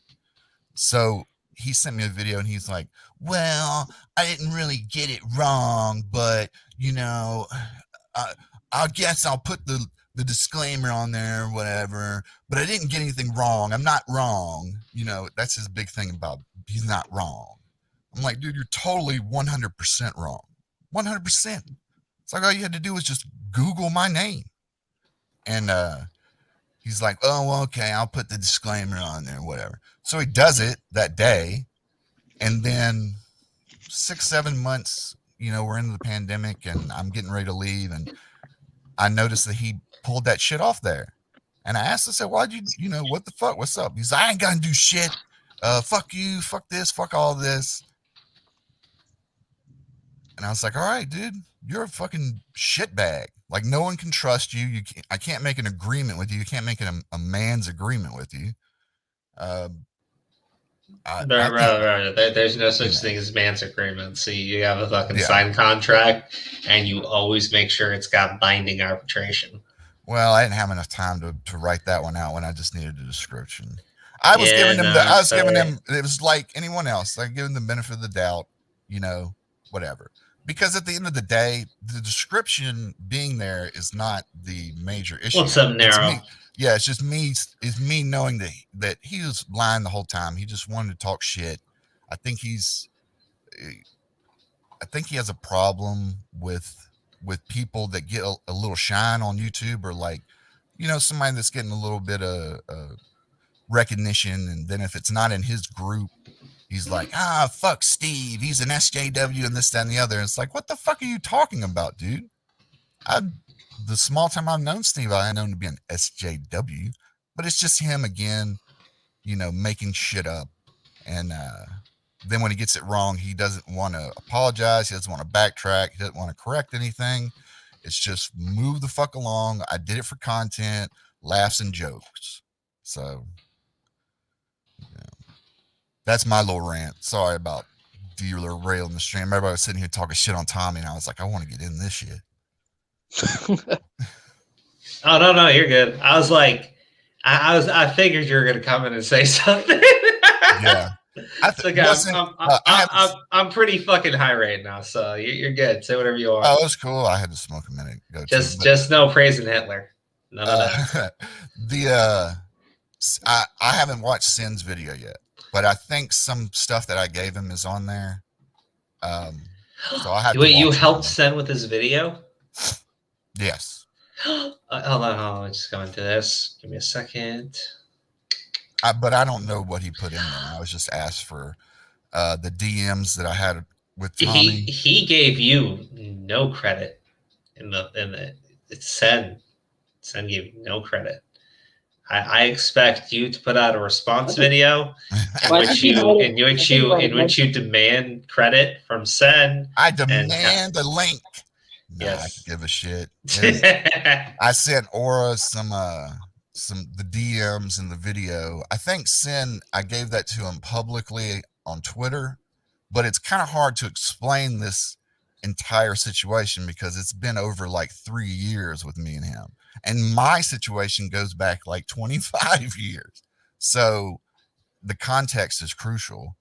And that's why they didn't understand when I went off on Tommy and Nick, when I shit on them, and they were crying like, I'm gonna call the cops. They didn't know that wasn't any YouTube kind of stuff. That was shit that no one else is seeing that they've been doing, and talking shit on my family, talking shit on my dad, talking shit on pretty much anything, that I give a shit about. And the guys that were working for me on PNN before I shut that down. Like, it was just a whole fucking thing that he likes to shit on people because Keem taught him bad habits. He taught him to attack a YouTuber, create drama, suction their audience to his audience, and then build it up that way. And that's been the MO the entire time. Nigga, what the fuck is going on in my chat? Down, I know something was going down. This fucking Diego guy is talking about how he's gonna go beat it off or something. He's a fucking pervert, I guess. And then Fish News is upset about someone being hypocritical. I don't fucking know. Like, guys, chill. The chat's supposed to be a fun place. Positivity crows in the chat. Come on. Wait, there's no crows in the emoji. Oh no, we're fucked. They can't spread positivity emojis. John, think of something. What happened? Oh, we're totally fucked. John wasn't paying attention. That's for sure. They zoned out. I know, totally fucked. Positivity ducks. Guys, ducks. Spread ducks in the chat. So they're the closest thing we have to crows. We're fucked without them. Think of this motto when you spread the emoji. You're fucked without a duck. I won't lie. I'm in a really good fucking mood. Sucks that happened, Pescator. I know what it's going to be like to have a thorn on my side as well. Thank you for the super chat, Zombie Fox. Thanks a lot, Zombie Fox. Appreciate that. So, Pescator, you know a little bit about this thing going on with Vito now, right? With Rekieta? A little bit. Like, I saw the tweet. I didn't know if he was hacked or not. I know the backstory. Nah, he wasn't hacked. Well, like, I don't like. Why the fuck did anyone think he was fucking hacked? Come on. Well, I saw someone else post that too. That's not the first tweet that I saw today that said the exact same thing. I thought it was like one of these memes going around, or like a copy pasta. Oh my god! Rekieta said that he fathered a fucking lasagna, and Bitch Boy called him a rapist. Well, that's the thing. He tweeted out that Nick was a rapist, and then he changed his profile picture and his handle. You know, not the main one, but the and then Tommy said, "Oh, Vito would never call someone a rapist. It must have been hacked." That's pretty fucked up. If it's just if he said, I know he said that on the tweet. I see it on the screen. Well, it's not a thing of. Well, the thing is no, because then the thing is he apparently, I guess, Tipster asked him in DMs, and then he admitted it, that he was just like, no, I wasn't hacked. I did that. I did it for the lulz, basically, and to troll. Oh, that's fucked up, Vito. Can't do that. Yeah. Well, the thing is that he tried. Never do that. The thing is, he tried to say, sweet and innocent soul. Pescator, did you not know that Vito? He's a free speech absolutist. He would never do something so cruel and callous. He seems self-sabotaging, if you ask me. Because positivity dinosaurs. Thank you, Ari. You do. Well, the thing is, he tried to say after the fact. He tried to reference the fact that it was a joke that Gilbert Gottfried made. Making fun of Bob Saget. When on the roast of Bob Saget, but the thing is, that's really obscure. I mean, and the thing is, he didn't say that. Remember that reference? And that was years ago. That's the thing. That's from a roast that was like years ago. You know what I mean? And the thing is, also, it's just like not if you just post something like that, nobody's gonna look at that and say, "Oh, hey, I remember that from the roast of Bob Saget that was like 10 years ago." You know what I mean? Like nobody's gonna remember that. You know what I mean? That's an obscure reference to make. There'll be one guy in the replies that probably remembers that, and it'll be so far down at the bottom. Yeah, and that's what I'm saying. It's like he said that, and the thing is, he didn't say that immediately. He just put out the tweet, and then maybe like maybe when he started getting some pushback, it's a joke. It's a joke. It's a Gilbert Gottfried joke, and it's just like, a joke. Okay. Let me delete all of my tweets. I never did any of that. What are you saying? Ha funny, right? Did I do the joke right? That's fucked up, Vito. You can't. If you're gonna do that, you need to put the reference right with it, not make it up afterwards. Oh my god, dude, this guy's such an asshole. Holy shit! Like, I mean, like, man, it was great because I think he called someone a pussy, and I was like, "What do you fucking?" He called Tipster. That's what he said. He called Tipster a pussy. Yeah, fuck, man. Oh damn, he did. I was sitting there going like, you fucking sit there and you delete all your fucking tweets like a little bitch. Like, you know, here's the thing, right? There are certain ways like you can respect somebody even if you fucking hate them, right? And it's usually someone's like actually fucking committed, right? This guy, like, you know, massive sack of shit, right? You at least respect him. He can stick to his fucking guns. But no, he gets a little bit of pushback and then he goes, "Oh, it was a joke, guys." No, he's a little fucking bitch. Well, that's what happened when he got the pushback for the tagging team YouTube and stuff. Deleted the tweet and all that. Then walked it back a little bit. Then all of it. You see, they're a private company, and I did not approve of that either. And even though I gave him a little bit of a defense, it was kind of like, but this one is totally red flag. This is not. Yeah.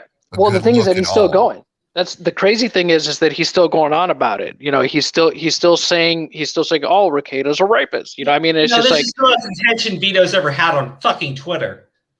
See, that's just putting it in your title and just keep going on with it. I think he's a glutton for punishment. I think in some ways he likes this shit. Probably.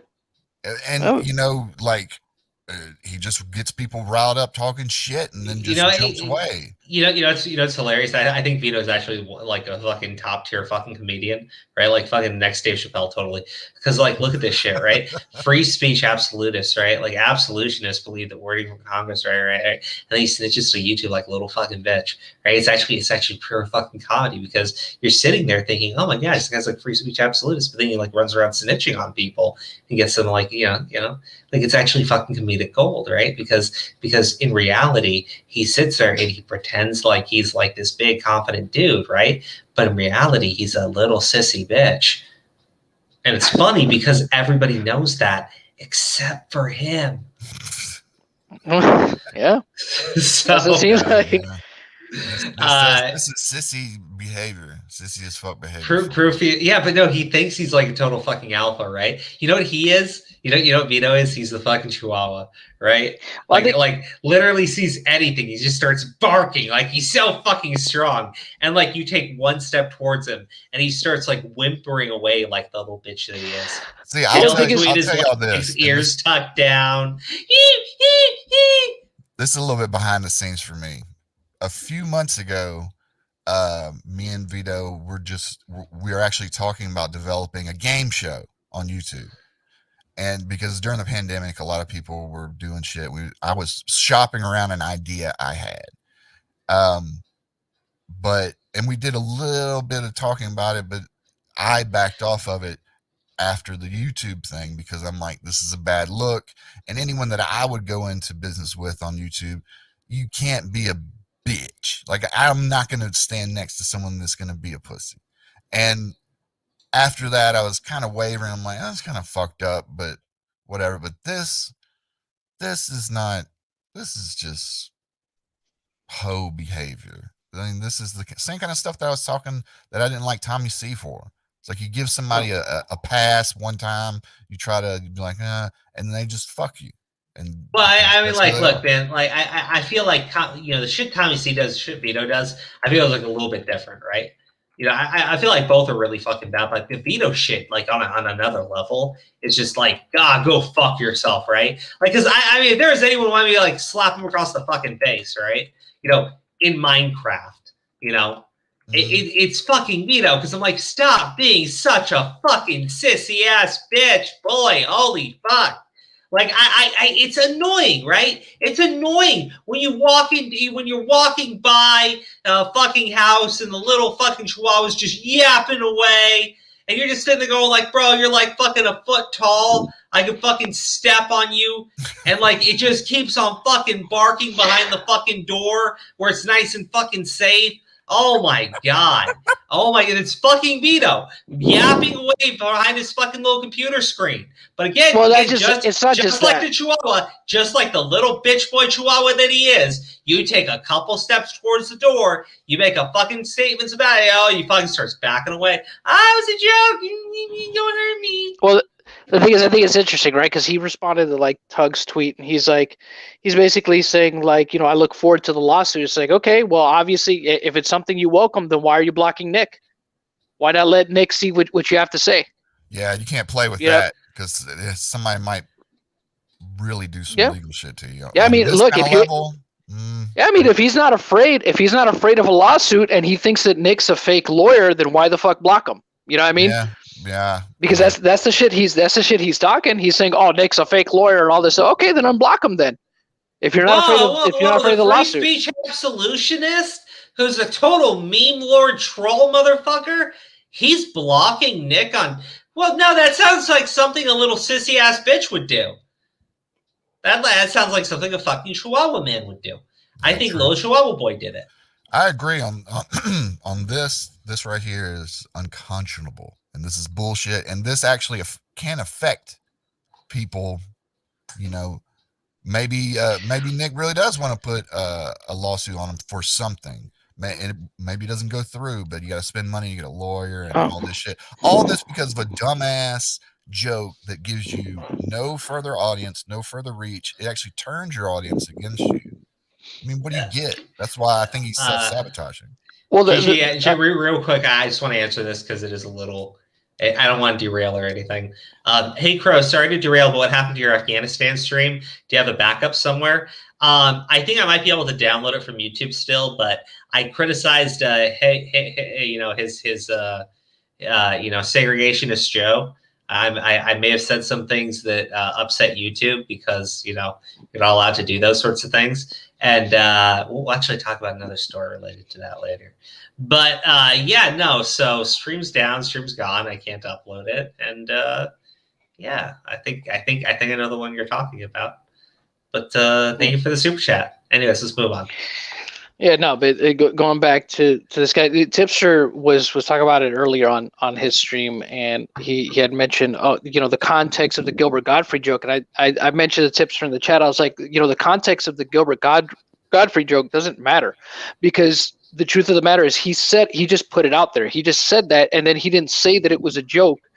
You know what I mean? Or reference the fact that it was a Gilbert Godfrey joke until later. You know what I mean? Not in the same tweet, not anything, not till much later when he was like, "Oh, but it's just a joke, guys." It's just like, well, that's the thing. It's just like you put it out there as a joke, but here's the problem. People that don't know you or don't know about you, right? They don't know that you're this quote unquote comedian. John, come on. Everybody knows about the famous and much talked about Gilbert Gottfried sketch from the 90s. I mean, who hasn't? Oh, I thought you were gonna say. I thought you were gonna say everybody knows about the next coming of Dave Chappelle, Vito. Yeah, I thought you were gonna say. That's what I thought you were gonna say. Anyway, guys, look, guys, they just see Nick is a rapist, and that's guys, not the joke he told. This is a famous joke from the 90s, and that's really relevant today in 2021, right? Everybody talks about this joke, right? Well, I don't know. I don't know that it's from the 90s, but it's from the roast of Bob Saget. It's when Gilbert Godfrey. It's one of the jokes that Gilbert Godfrey was saying. It's even more modern he was than that. But that was a while ago. Was it that Comedy roasted Central years roast? ago. It was Comedy Central roast, and it was years ago. That's the thing. It was years ago. It was literally 31 years ago. Oh wow, this is totally relevant today. Yeah, it's totally relevant. Anyways, Vito, piece of shit. If there's anybody that you would call like a diet SJW or a little fucking cowardly little bitch cancel culture fuckwad, I would have to say it's probably this Vito guy who tagged YouTube and snitched to them, and then went on to call Nick Recato a rapist because Nick Recato handed him his ass on the fucking what was it? Was it the kill stream or something? God damn, man, these people. Yeah. Vito's been hit like that a couple of times, because I remember he went at TheQuartering months back saying, "You don't have a business besides YouTube. You don't own a business." And Jeremy was like, well, "Yeah, I do. Why? What are you talking about?" And he just kept on fake business, not fake. So now it just looks like he's doing the same thing with Nick. He's a fake lawyer. Y'all, I'm gonna make a joke that no one's gonna know, because all they see is Nick Recato is a rapist. That's the first thing they see. They're not going to connect. Oh, that Bob Saget joke from 31 years ago. Dude, yeah. He is such a good comedy writer. No, it's a famous comedy routine. Like, I don't know what the fuck you guys are talking about. It seems like, yeah. No, like, so, that roast was back in 2008. Huh. So it was a while ago. 13 years ago. Yeah, exactly. Like, who's gonna remember that? Oh, hey, he's using that joke that Gilbert Godfrey used in the roast of Bob Saget from 13 years ago. I bet that video's got like 30 million views on it. I bet it's like the most famous fucking video ever. I bet you that video broke YouTube. It's right behind BTS for highest view count. Oh, dude, like motherfucking PewDiePie has got nothing on this shit. If you took all of PewDiePie's accumulated video views, right, like all of them, stack them up together against this one fucking video, this one fucking video would take it. I bet I'm gonna like see 1 billion views for the first time. No contest. No fucking contest. Yeah, no, totally. Vito's a fucking legend, honestly. But here's the thing. I think it would help him out. I think what would help him out, especially with the comedy routine, is if he, contacted his mommy first and like asked her if she could just remove the cage just for like an hour, so you could have like a really good fucking 1 hour stand up. I think this man could fucking take it. Out of the Cage, starring Vito. Yeah, totally.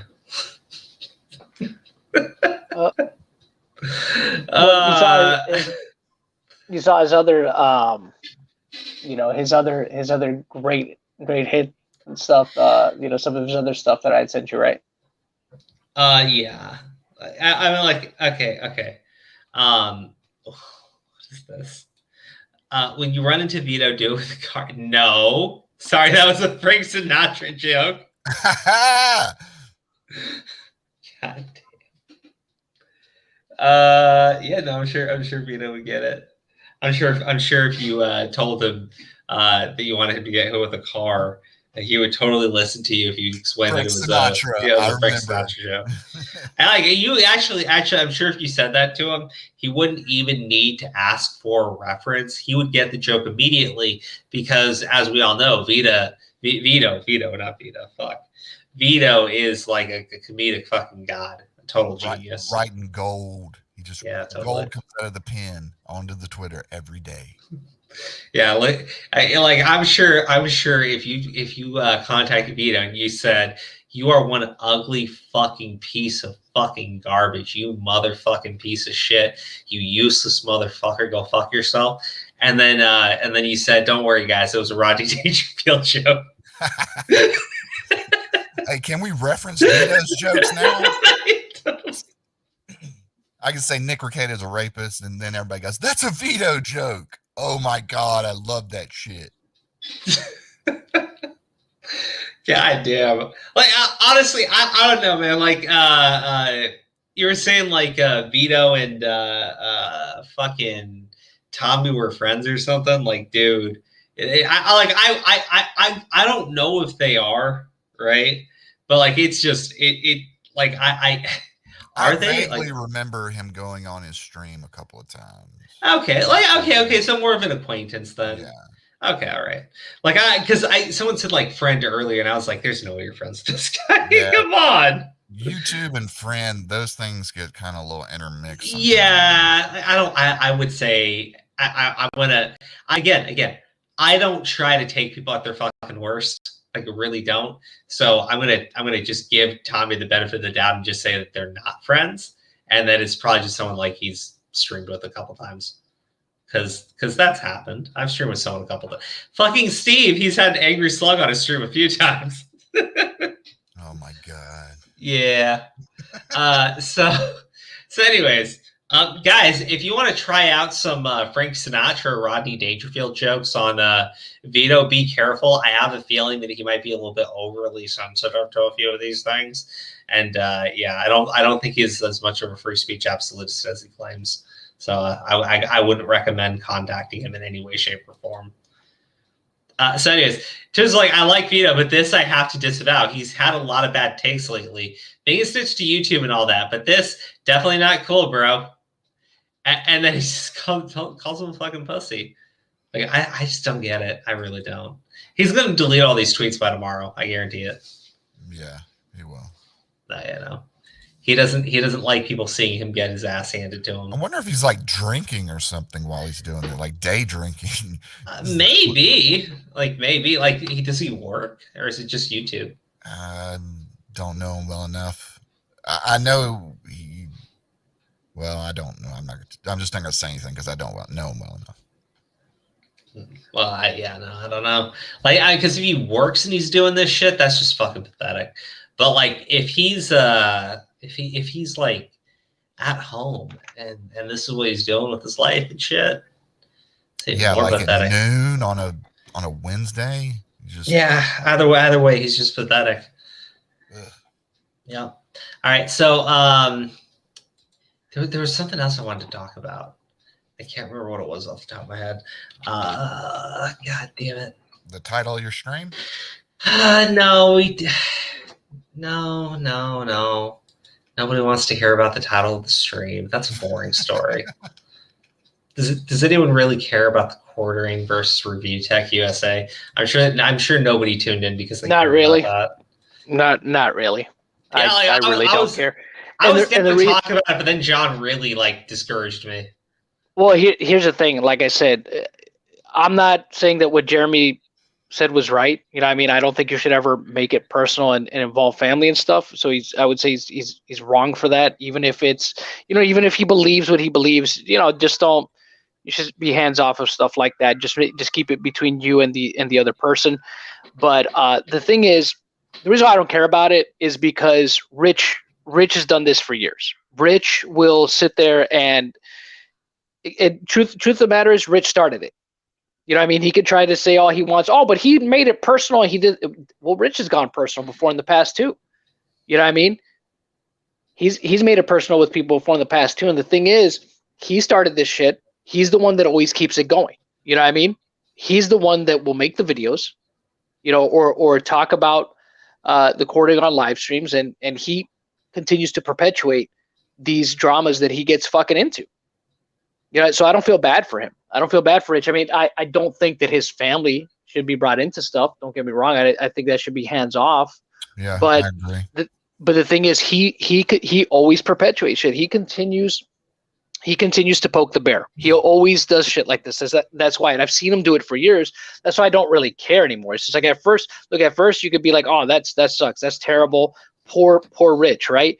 But after a while, you're just like, oh no, this is just what he fucking does. So I don't know who the hell is running this T3 podcast channel, but yeah, no, like fuck you, dude. I don't know who the hell you are. I don't know what the hell you're saying in here. You wanted to tell me the name. I don't remember any of this. I don't know what you're talking about. You have no proof. You can't show any proof.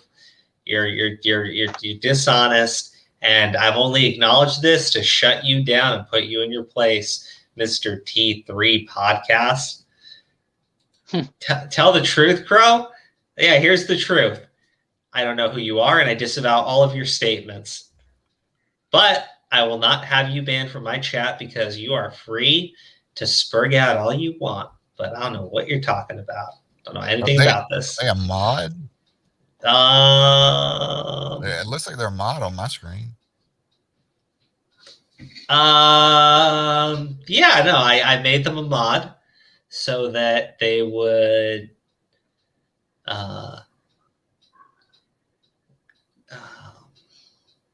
Okay, I got it. I made them a mod so that people would know that I'm very benevolent, even if you disagree with me.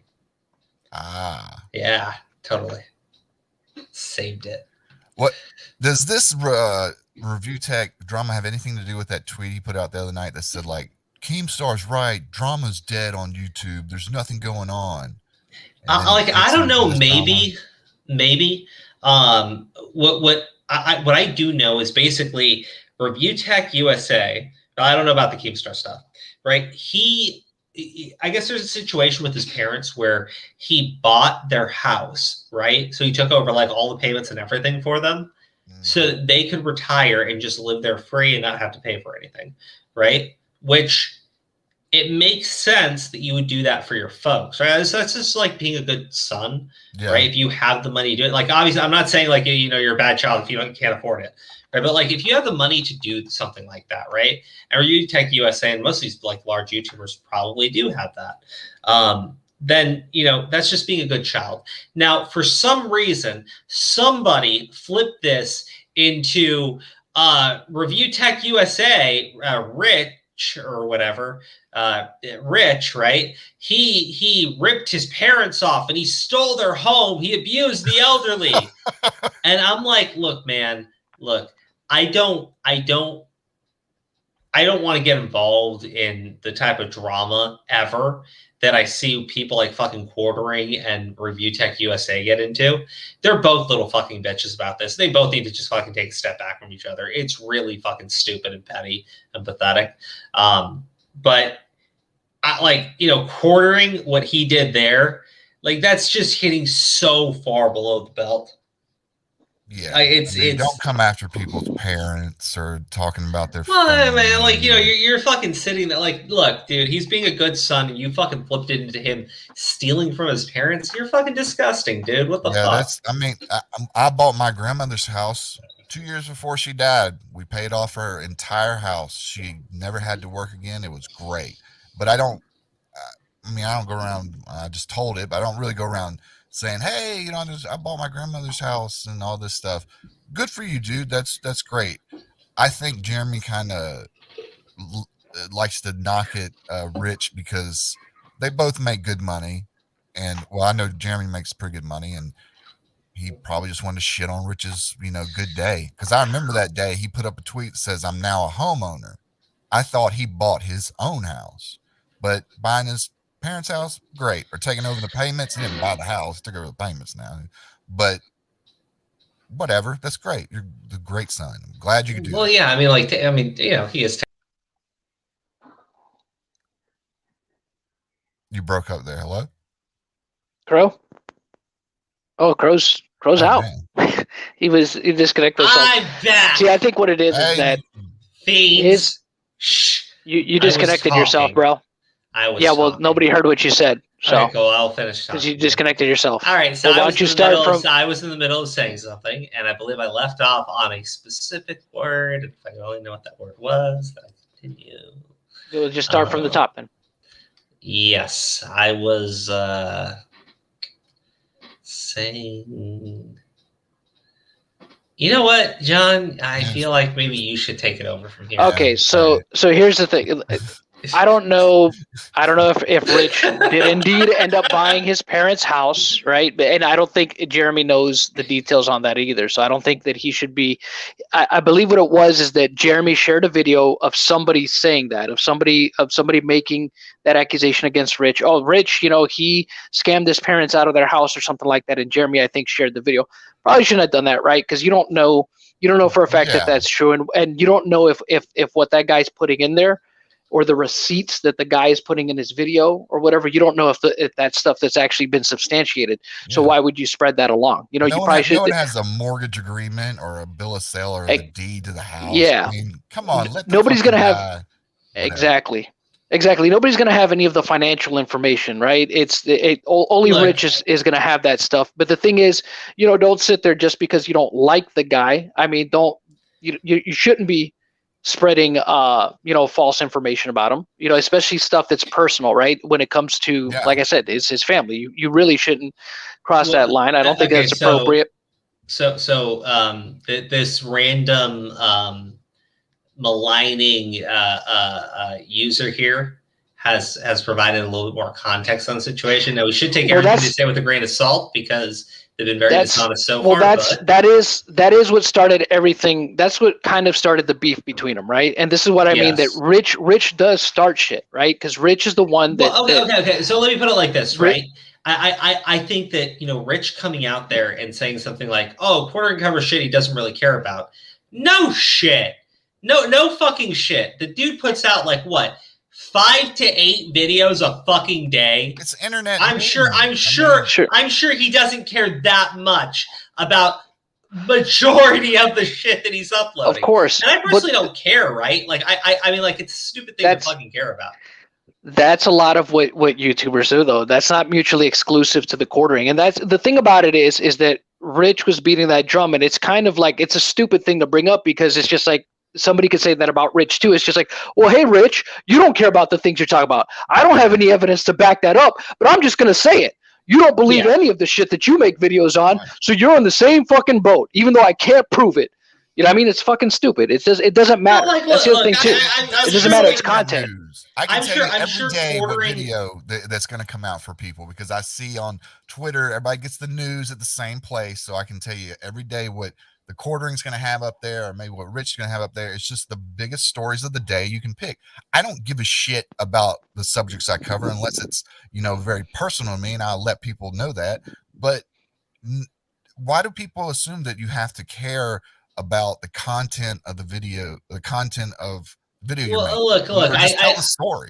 I don't think quartering's a news channel though, and I don't think it would pretend to be one either. I wouldn't call him a news channel, but he brings he repeats stories. No, like that's true. Like what I was gonna say was, I think he has his ideology and his beliefs, and I think that's what's in his videos, right? But like, I don't think he fucking gives a shit about all these fucking games that he covers. Like, I mean, some of them, sure, absolutely, but others, like, sometimes the ones that he actually plays.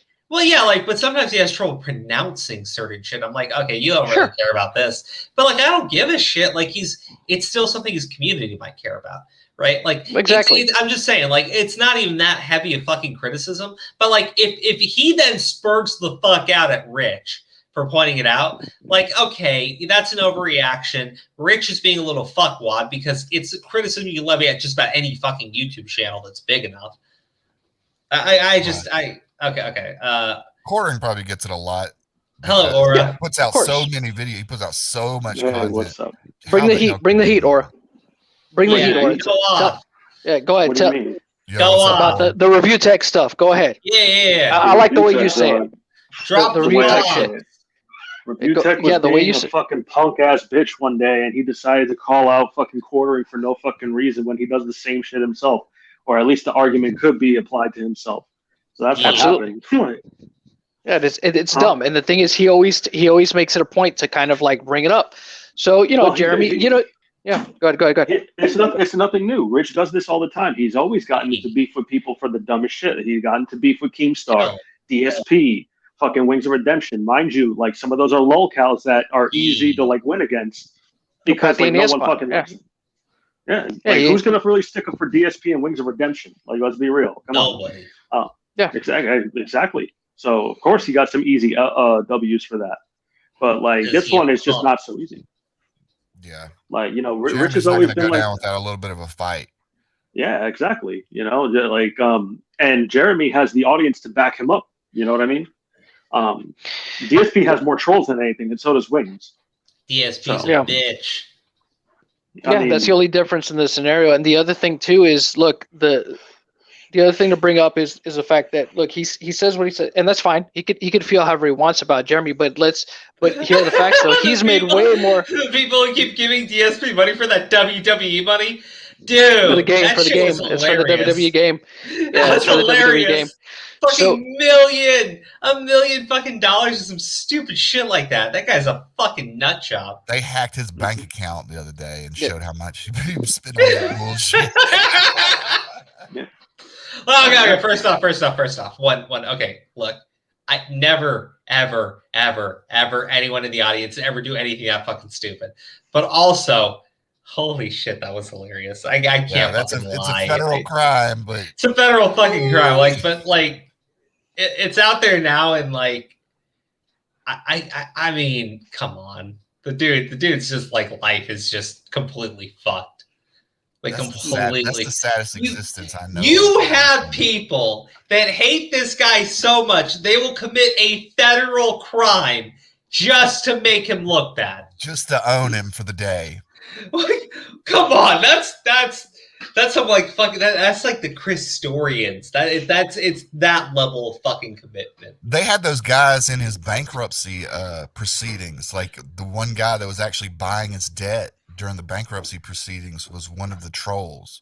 He bought it for pennies on the dollar or whatever, but that allowed him to get into the court hearing that day. And it was online, and that's why we have an audio clip of the entire thing, because he recorded it and streamed it. Oh no! That shit was wild. That shit was wild as hell. Was wild. I remember watching that. It was the first time I ever watched someone's other court shit besides mine. I was like, oh god, this is so devastating. Yeah, I saw the same thing. I was like, Jesus, like, this is all crazy. So I don't know, man. Like, DSP gets the weirdest amount of hate. Like, I get it, not a likable guy, but Jesus, like I remember he got a sponsorship for like the chairs, the gaming chairs, and they contacted his sponsors immediately. He didn't even have it for 24 hours. You know what I mean? Like, oh yeah, yeah. So like, it's insane. Like the level of hate. And you want to know what it is? The guy's a lolcow. But damn, like you act like he like is a pedophile. He was like, "Why didn't y'all look me up before and know that I was a lolcow? It's been on the internet for 10 years." I gotta watch this. There's an audio rip on YouTube. I gotta fucking watch this shit. It sounds amazing. No, yeah, it's wild. It's really wild. This guy gets crazy. Yeah, he talks about there was that one part where they were going through his financials and asking about his PayPal account, and he had 2 PayPal accounts, so he was kind of trying to do a little bit of fraud there, but they caught it, and the guy that was buying the debt was like, I want a better accounting of what he says he spends going in and out, because he credits his YouTube stuff as a business, so it's a business. They're supposed to have payments and debits and all that shit, and you're supposed to have it accounted for.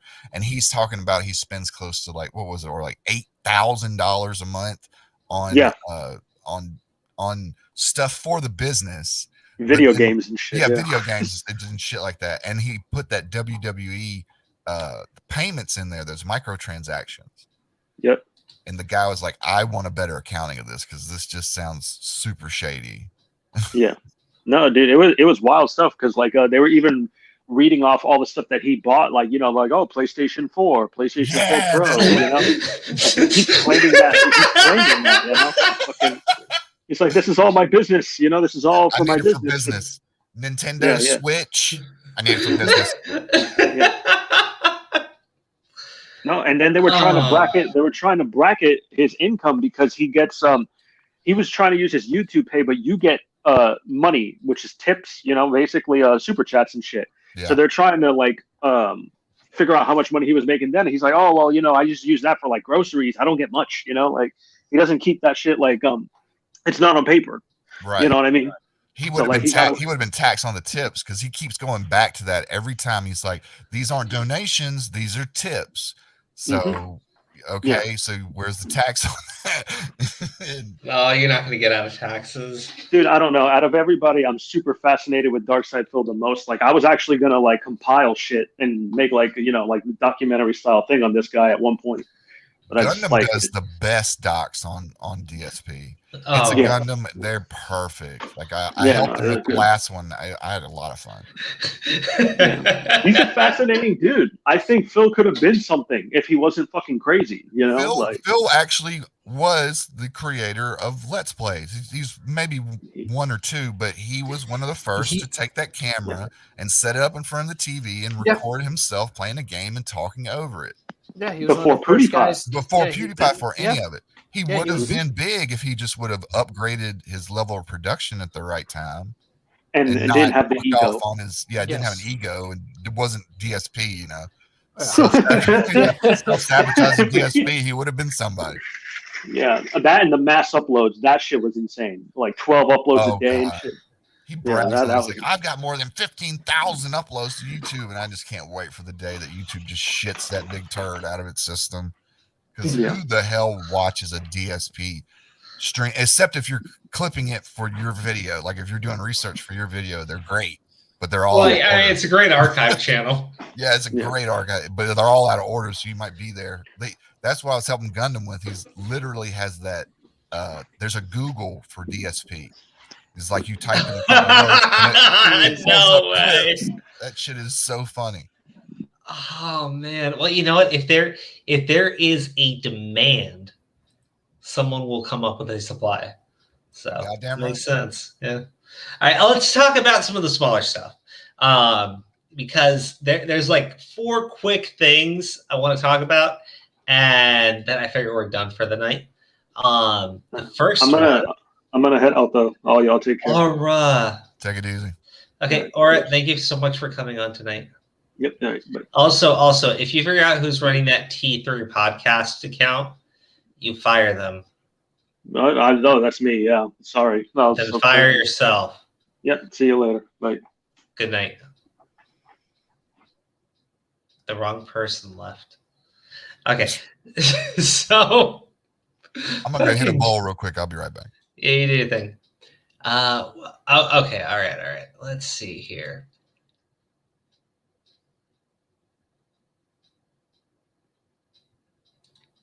Okay. All right. Here we go. So this upset me. Okay. And I've never advocated for violence against anyone, except for pedophiles. But this hurt me because I felt this woman on this news show. I felt her reach into my soul and literally slap the inner child inside of me. And I don't know how to explain the pain that I felt when I watched this clip for the first time. Bretsky. I'm alive. Bretsky, I'm going to play the clip, okay? Go for it. Okay, I'm going to have to take my headphones off, okay? Okay, I can't hear it again. 12. And who's your favorite Marvel Comics hero? Mine is Superman. Remember the motto? What Great the power comes with fuck? great responsibility. Have a great night, everyone. We'll see you again at 6. And this is why women shouldn't vote. People wonder how men like Hitler rose to power. Yeah, no, literally. Yeah, exactly. That right there. God. You know how you get the extermination of the Jews by confusing Superman with Spider-Man, you stupid dumb bitch. Jesus Christ. This is why women should not be allowed on news shows. No, this is why they shouldn't have the right to vote. And this is why they shouldn't have the right to speak. Right to leave the house. Ooh. I'm kidding. Ooh. No, but seriously, dude, what the fuck was that? Yeah, no, I watched that the first time. I was like, what did I just fucking listen to? I hope he got fired. Superman, the best Marvel character. I was surprised, right? Because, look, man, with great power comes great responsibility, or there must also come whatever. Yeah, great.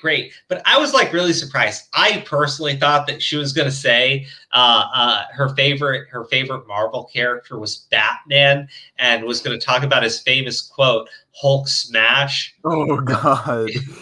What the fuck was I listening to there? Dude, what the Okay, fuck? so here's the thing, right? In all fairness to the lady that said it, most of the people on these news shows, they're reading off of a teleprompter, right? Mm-hmm. So whoever punched in Superman instead of Spider-Man. Now look. Part of me says honest mistake. The other part of me says we have a masterful fucking troll on our hands who completely got this woman. Yeah. I feel like whoever put that into the prompter and got her to fucking say it knew exactly what they were fucking doing and knew that nobody at the fucking studio was going to know what they just did. Yeah, because if you're reading off of a teleprompter and you're saying something minimal like that, your mind doesn't really react right away. Maybe she's not even seeing the video. I wonder if someone pulled a Ron Burgundy on her. God damn. Yeah. No, this is a Ron Burgundy. Fuck yourself, San Diego. Okay. 12. And who's your favorite Marvel Comics hero? Mine is Superman. Remember the motto? Great power. Oh my God! Holy shit. She said, and she's got this fucking smile on her face. I'm like, you know, come on, man. Nailed it. God. And I am telling you, nobody at the studio knows what just happened. Except for the motherfucker who punched Superman in instead of Spider-Man. Everybody except for that motherfucker, thinks that they just had a normal fucking show that has no clue why anybody is talking about it on Twitter. It's like some intern in the back that just sits back there writing on the transcripts. Yeah. Fuck this job, man. Fuck this bitch. GG Evan, thank you for the super chat. Phantom Menace is the best Indiana Jones movie yet. Oh my gosh. No, there's a great meme in here. Hold on. I saw it. Oh God damn it. Where was it? I know. I will find it if I look for it hard enough. That's the Dave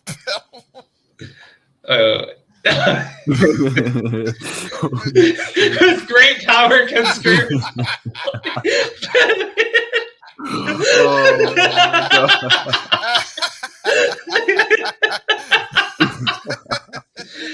That's great. I fucking love it.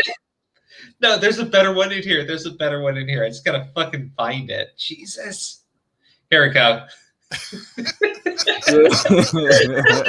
Oh my God. Oh man. Legendary. These are fucking. I know this had 3 million views. How many likes does the main tweet? Nobody gets this one, but it's great. Armand and Jaron are at Tangara. Yeah, I don't get it. Captain Kirk. This must be Battlestar Galactica. Oh.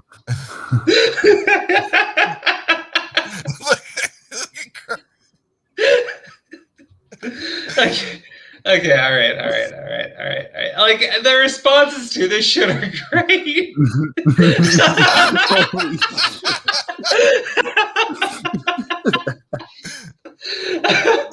Oh my god. Oh, dude, fucking got destroyed. Okay, all right. So that was fucking entertaining. All right, now I am a giant fucking nerd, right? And I've been really just not paying attention to a lot of the MCU stuff. Right? Yeah. Like, I'm still interested, but for the most part, it's like it doesn't have that same hold on me since like Endgame. But the What If show at first, I really didn't like it because the very first episode was the What Ifs. Yeah, and I was like, well, it's basically just the same movie, except you condensed it down to 30 minutes and changed it from Steve to Peggy, which is it's whatever, but like it's not interesting because like the What If stories in the comics were always like, what if this event went differently, right? And it was always for the worst.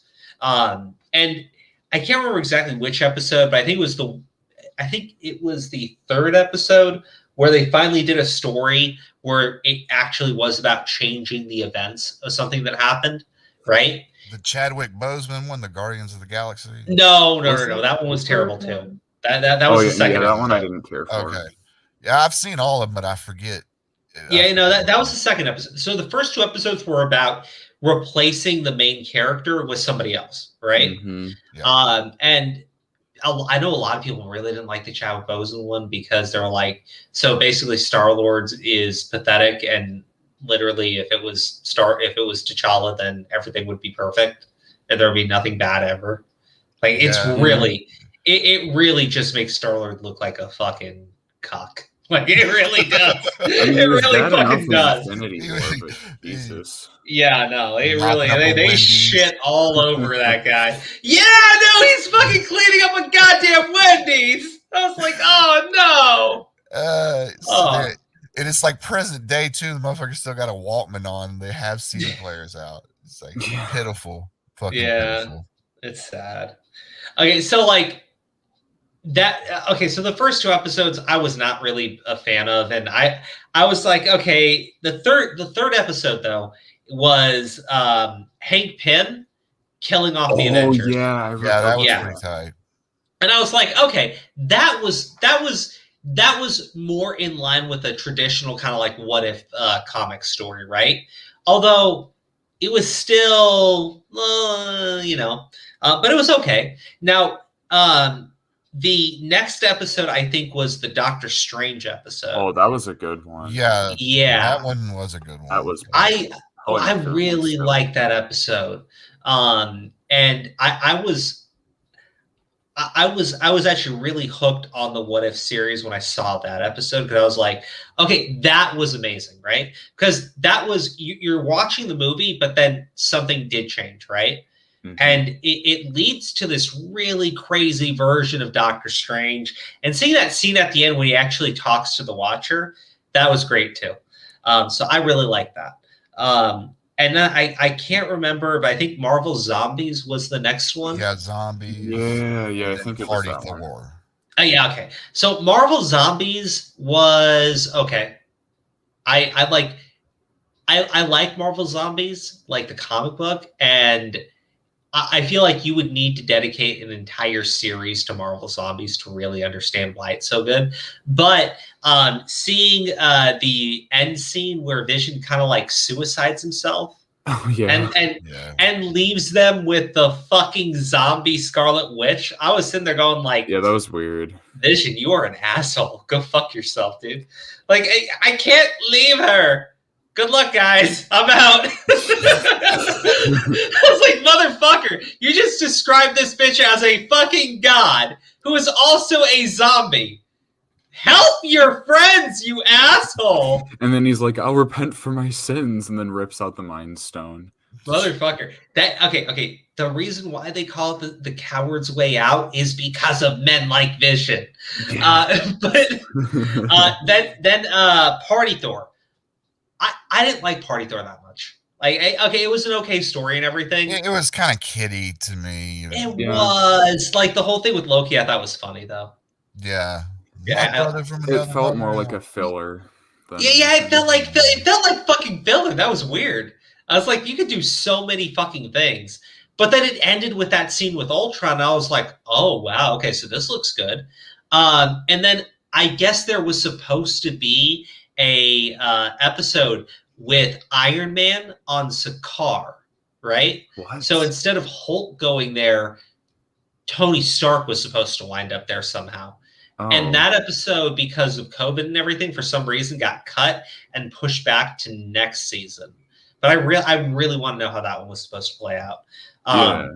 But then we had the Ultron episode, and I thought this one was like the best one. It was pretty peak. Yeah.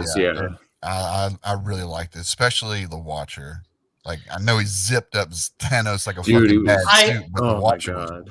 Okay, this was the one part of the episode. Like, look, there are many problems with this episode if you like the lore in the Marvel Universe. The first one being the Infinity Stones only have power in their own universe. They don't have power outside of it. Explain that. They don't. They have no intention of explaining it. They're just saying, fuck it, right?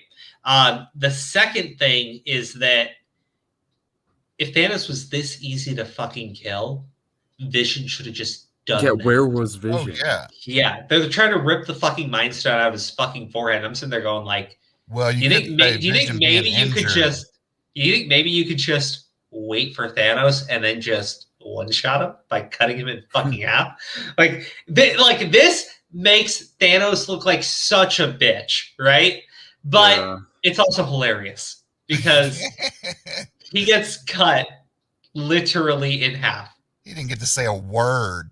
I know. He literally just showed up to get sliced. Yeah, okay. Like I'm like looking at it when I see him do the laser. I'm like, there's no way that works. And then you just see Thanos go in too, and I'm like, what did I just fucking watch?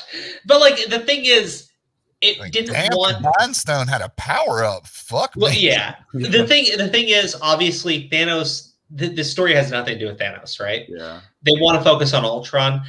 I mean, like, it would have been great if this specific story got like a couple of episodes for it, because there is another episode that's coming up, obviously. But I mean, like, I feel like you should have taken a longer time showing his rise to power and an actual conflict with Thanos where he, just outsmarts Thanos somehow. I don't fucking know.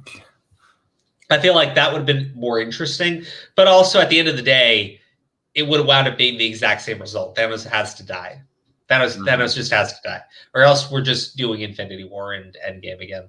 But when he takes all the gems, right, and he goes on this, like, universe-wide purge of everything. Oh God, I watched it last night and I was like, how is this going to end? And I'm like, Jesus Christ, he went from zipping Thanos to just blowing up planets to then blowing up, eating galaxies.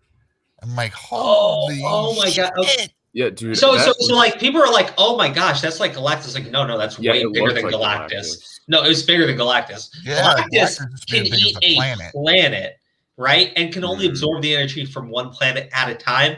And it takes him a little bit of time to do it. This motherfucker ate a fucking galaxy. Like, made his face bigger than a fucking galaxy and chopped down on the galaxy. That's insane. That's fucking nuts. It was funny because at first, like, the Watcher is in his own dimension and he's talking shit. Oh, I don't want to do it. And then all of a sudden, Ultron pops in through like the window. He's like, "Oh, I found you," and they just keep on going. Well, I love when he's narrating about how Ultron is alone and how he's completed his mission and how it broke the machine. And like Ultron hears him saying all of it, but like the Watcher just continues to talk, and he's like, and then he realized that he saw, and then he like goes, "What the hell?" Like I was like, he comes busting in with that big ass sword shit that he has all the that spear thing. That was weird. And he just fucking goes at him, and they just and the Watcher's his outfit when he changed into like that that's like from the armor. comics, the I armor. think. Yeah, that shit was badass. It looked like a whole anime. Just kept going bigger. Well, okay. bigger. So like the Watcher apparently has the power to go up against all of the Infinity Stones, which is nuts. Like he is not that powerful in the comics. Like Yeah, he's not that powerful in the Well, comics. He was giving him those fighting when he was giving him a little bit of that Taibo, just in there, pop, pop, pop, pop, pop. No, I thought the headbutt was great. Yeah, Oh, big ass head, He's the big ass head crack. big water head. Yeah, it's like, oh, you know what? If there's an effective weapon on your fucking body and your head is that fucking big, just smack him with your fucking head. It worked too. Like he staggered. He got like bopped. He staggered. But anyways, I don't know. Like I'm interested in seeing how it ends, but like the what if stories are always good when they take a situation that you already know about and then they just make it so much fucking worse, right? What if instead of every hero having plot armor, things actually were realistic, right? Oh Jesus. Yeah, that's a what if story. Marvel has reached DBZ levels of power scaling. They for super chat, GG Evan.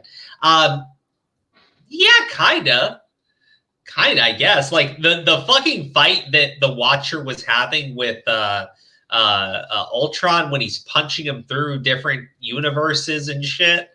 Yeah, it was kind of like Dragon Ball Z levels of power. I mean, Ultron's powers were scaled like crazy. I don't even know how to describe it. It was insane.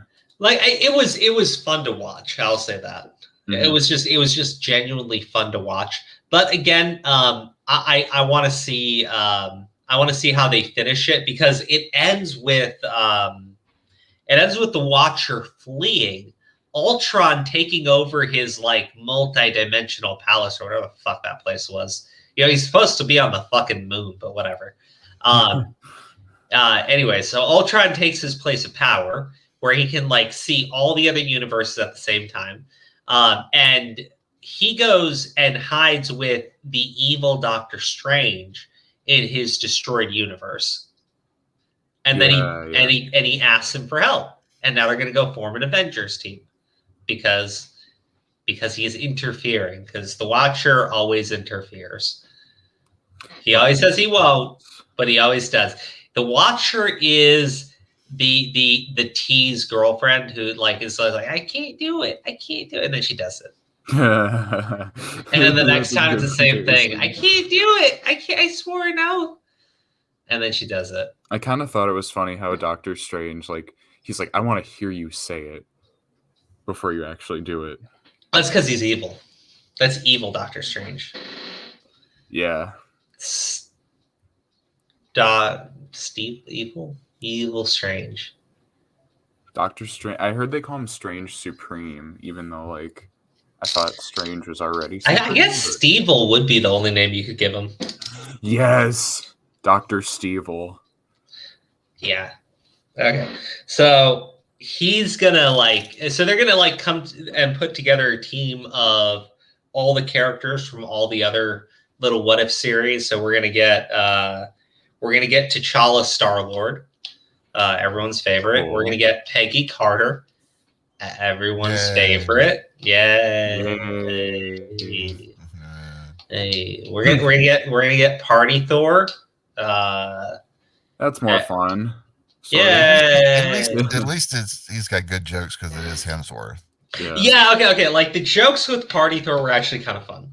Like again, it was a kiddish episode, but it was written well. I know it had like just decent humor for like a 30-minute episode, right? And again, it's hard to take the first Thor movie as like the serious fucking drama. Like it's it's really hard. It wasn't very fun to watch. I don't get like some people really like that movie, and I'm like, nah, it's better than The Dark World. Well, yeah, no, Dark World is like I think the worst movie they've ever done. Even Black Widow was better than Dark World. Everything is better than fucking Captain Marvel is better than Dark World because at least it had a story. Yeah. Dark World was stupid as shit. Like I guess the only thing good in there is like the shit with like Loki and Thor and shit. Like it was weird because they had the ice giants in the first one. Loki, his his race, and then the next one was like it's just elves, and weren't they blue too? Oh yeah, no. Almost looked Okay, like so the same dark energy. elves, like it is within the Thor like lore and everything, but I don't know, man. Like the whole thing was just dumb. Yeah. The ether, the red fucking cloud misty thingy. Oh yeah, she Yeah, put and then her they hand in really the just ether, use and then that it as put the itself reality in her. stone. Hey guys, how's Thor, god of thunder and strength and might and honor and battle, going to win? He's going to use the intern's little pole thingies and fuck with space time to warp this guy's arms and legs out of existence. Oh boy, I'm really hyped for this one. Ooh. Yeah, dude, totally. Like I watched that, I'm going like, bro, Thor would just not fight this way. Like, Yeah. like he would just not fight this way. I was not like, he worth just not anything. fucking do this. like Thor is like a fucking Norse warrior, right? Like God. He took doesn't- the power of the sun in the ass and still made it. yeah, he doesn't think. He doesn't play. He He's kind of like impulsive. He's got a hammer and he hits shit with it to fix it. You know who he is? He's the guy who fixes his TV by beating the shit out of it. You presented me a Thor that was reading the fucking owner's manual to figure out how to beat the final boss. Motherfucker, I didn't need that. I don't want that Thor. I want my Thor to get his ass beat and then he just keeps on fucking going. But yeah, like that's what made the third movie so good, was because it was him and the Hulk, and it was just stripped down, destruction, easy storyline. You know what I didn't like though? What's that? I didn't like that they implied that Thor was stronger than the Hulk. He's not supposed to be. Yeah. I mean, he was winning the fight with the Hulk until they did that zap trick on him, and it like KO'd Thor, and then he gets like just like one shot by Hulk because he's standing still. So like, the thing is, like, Hulk is stronger than Thor, right? Like, I can see that. Isn't the Hulk like supposed to be indestructible or something? I mean, like when they say like he's the strongest one there, like they're not joking. He literally is the strongest one there is. That is like the World Breaker Hulk, who's so strong he can like break the planet. Like, yeah. Didn't they do that on Agents of S.H.I.E.L.D.? What? I think I remember watching Agents of S.H.I.E.L.D. and them talking about World Breaker Hulk broke the Earth, and that's the reason why that show sucked. I just remember that one part with them talking about it. Oh, I don't know, man. Like maybe I never watched those shows. Yeah, like the thing Netflix is, shows I watched, but I didn't watch the ABC one. Okay, so here, I didn't like how they made Hulk such a damn coward hiding from Thanos. Well, so okay, here's the thing, right? Originally, that whole Professor Hulk thing from Endgame, that was supposed to be an Infinity War. Like there was a whole deleted scene. Okay, so the reason why he wasn't transforming into Hulk was because at the end of the film, he was supposed to be in the Hulkbuster armor, and he was supposed to like make an agreement with the Hulk, and they were supposed to like transform into Professor Hulk. So that was supposed to happen, but then they were like, well, we don't want to put this right here because Thanos is about to show up and like, murder everybody. Yeah, it was too much going on at the time. Yeah, so they cut it. So that's why you didn't see any of Hulk in the movie, because it was like a last minute change that got made. Okay, that makes more sense then. See, and I wonder why at the end of Shang-Chi he's back to being just Banner. Oh yeah, I have no fucking clue, but it's probably got something to do with the She-Hulk TV series.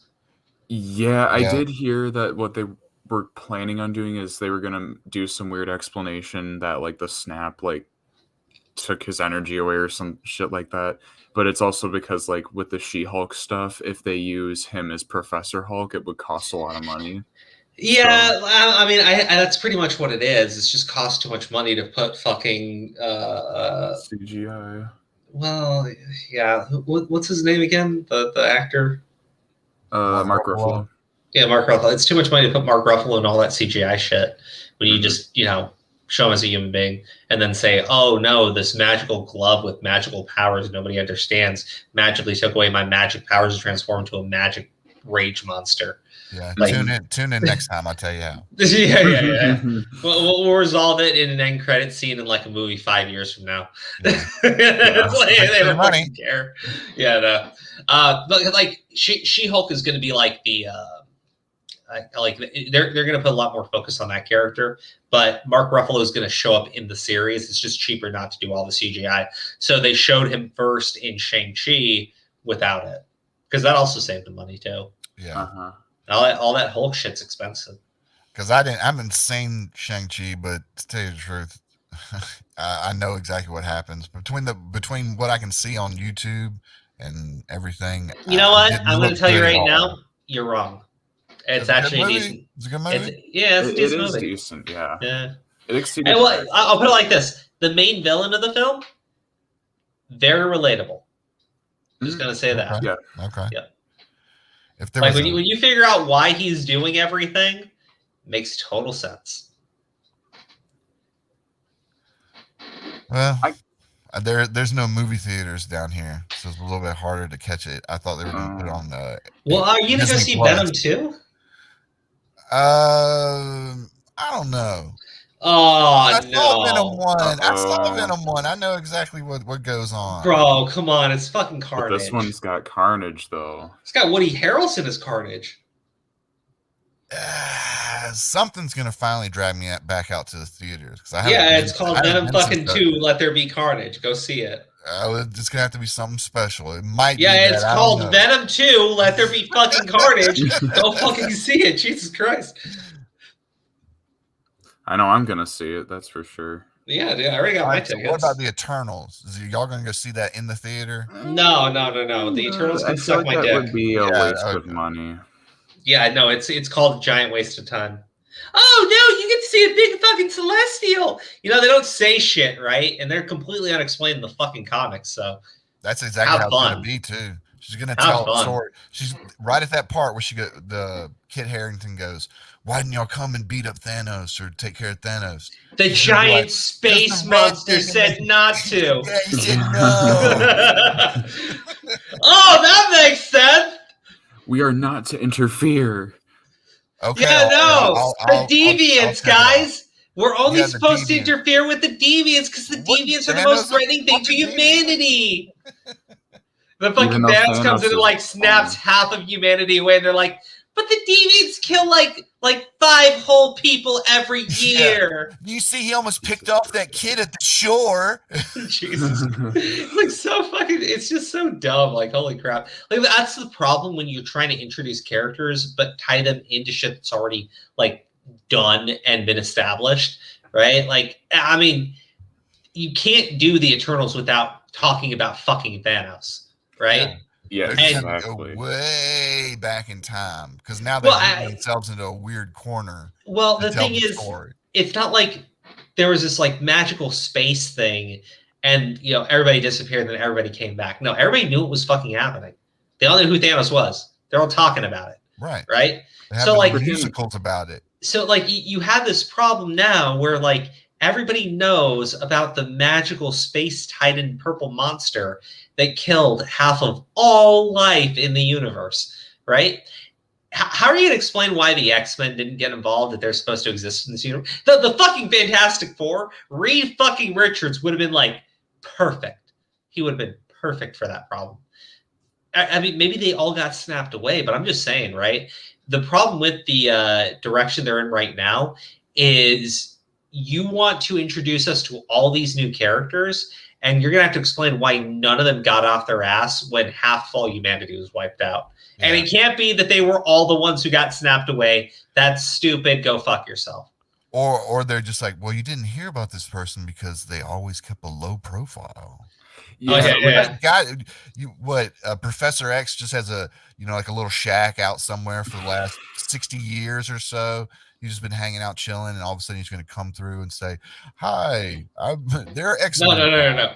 Professor Xavier has been secretly controlling everyone's thoughts the entire time and implanting false memories in them. So when the X-Men show up and actually save the day, you think it's the Avengers. And what we'll have is we'll go back to the very, very, very, very first Avengers film, right? And we'll see that scene with Captain America, Iron Man, and Hulk and everybody, right? Except instead of them being competent, they'll just get their asses kicked immediately. And then the X-Men will show up, right? The X-Men will take out the Chitauri, and then we'll see Professor Xavier wipe everyone's memory. Perfect. Ta-da. That's how you introduce the X-Men into the MCU, while also pissing off absolutely everybody in the process. Can you just imagine that ultimate fuck you? It's like none of these other movies mattered. It was always the X-Men. It pissed me off with the fucking Taskmaster shit that they pulled in Black Widow. That was so weak. Oh, well, God. I personally hope that they don't give us Logan, because, like, let's be honest, X-Men implies something that I don't think we're very comfortable in today's society. So I really hope that they replace Wolverine with a female character, and they do have the Wolverine clone, who is a female character. So we have X-23 who can play Wolverine, and instead of Professor Xavier, we'll just make it Jean Grey. Oh, God. What the fuck are we talking about? It's the X-Days, not Come the back to X-Men. this. Oh, my God. Oh, okay. All right. I had this pulled up because I want to talk about this too. My Lyft driver is listening to the Joe Rogan Experience. 1-star rating incoming. So, 25-year-old who can't drive, senior staff writer for BuzzFeed. There you go. Yeah. Journalist moment. I was just gonna play this video. And I wish I could give your bitch ass of a tweet 1 star too. The fucking 1-star hoe. I love him. Fucking 1-star hoe. I love him. There you go. Okay, hey, have you guys Pokemon? Oh, what about it? Not an expert. There are 2 games coming out. I know the remakes, right? Okay, there's the remakes, and then there's the Arceus yes. one. Yeah, I heard about the Arceus one. I might get that. I'm definitely gonna get it. But like, I was looking at it, and they revealed this new Pokemon, and I was like, I feel like they ripped it off from something. Hold on. Let me show you this real quick. Okay, I need your honest opinion. You tell me if I'm wrong here, okay? I'm just going to show you an image, okay? So this is the new Pokemon that they revealed, and I want you to see his hands are clearly axes, right? Yeah. Mm-hmm. Okay. And then you're thinking, oh, yeah, that's really cool and that's unique and everything, right? Because, like, we've never seen an anime character with an axe for a hand, right? Mm-hmm. And then I was thinking about it, right? As an avid One Piece fan, and I realized something. They stole it from One Piece. As you can clearly see, we have a character right here. Well, One Piece has done like pretty much everything at this point. They have like 1,000+ episodes. Okay, but this is pretty on the fucking nose, son. His name. Guess what his name is? I don't know. I forgot. It's literally in that one image right there on the screen. It says Morgan. Right there. Morgan. Yeah. Look away. He's called Axe Hand Morgan. Okay. All right. Okay. No. Do you remember what that Pokemon looked like? Yeah. What are his hands, sir? Axe hands. Okay. Yeah, total fucking coincidence. No, not at all. They totally fucking ripped it off. Nah. So good. Totally. I'm surprised you didn't ask me how the fuck the whole interview with well, it wasn't an interview. It's like the whole like talking about the video thing went with Augie. Oh yeah, how'd that go? I didn't know you were doing that. I literally put it in the private chat. Yeah, I'm like, was in RC. I was like, I'm on Augie's OBRB. That's why I fucking disappeared for the majority. Yeah, of he's the been time. gone ever since, even before I Oh. We went over the video. Well, we didn't watch the entire video. They went over like 2-3 minutes of it, and then I just figured, you know what? It's better if I just go there and fucking explain it. So Okay, I so think how did it go? I haven't seen it a yet. lot. Did you use any of the stuff I Yeah, sent? I used you for the intro. I used your shit for the beginning of it. Nick commented on that. It's funny. But yeah, it went more what's the word I'm looking for? Well, I guess for a simple word, better than it would have with Tommy, because they actually seem to like understand and be a little more coherent, right? So I explained the situation of the shirt with Edwin. That wasn't like a thing, and it got distorted into that being like a cancel culture moment when it was just like, no, Steve was calling out Edwin for hypocrisy with Dasha and Sear or whatever. And then I reminded Augie that he even accepted that when he was going over Steve's original video.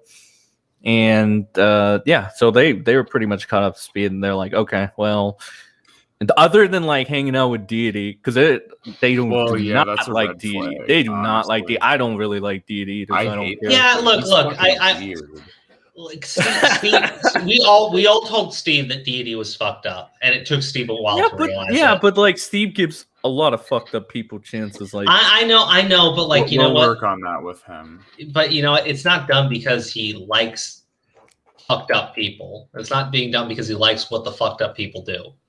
You know, he just likes giving people chances. Yeah, like he's actually a really nice guy. Too nice. We'll talk about that with him. So I was like, drunk. I went fucking Deity's nuts, dude. There's something wrong with him. Oh my god, dude. Yeah, I think he's having an obsessive compulsive disorder I think he's like in love with Edwin. Oh no, absolutely. Yeah, I think that too. Like days. Oh yeah. How can you talk about one person that much? Like seriously. He's sus. Deity's sus. That's all I gotta say. Big sussy.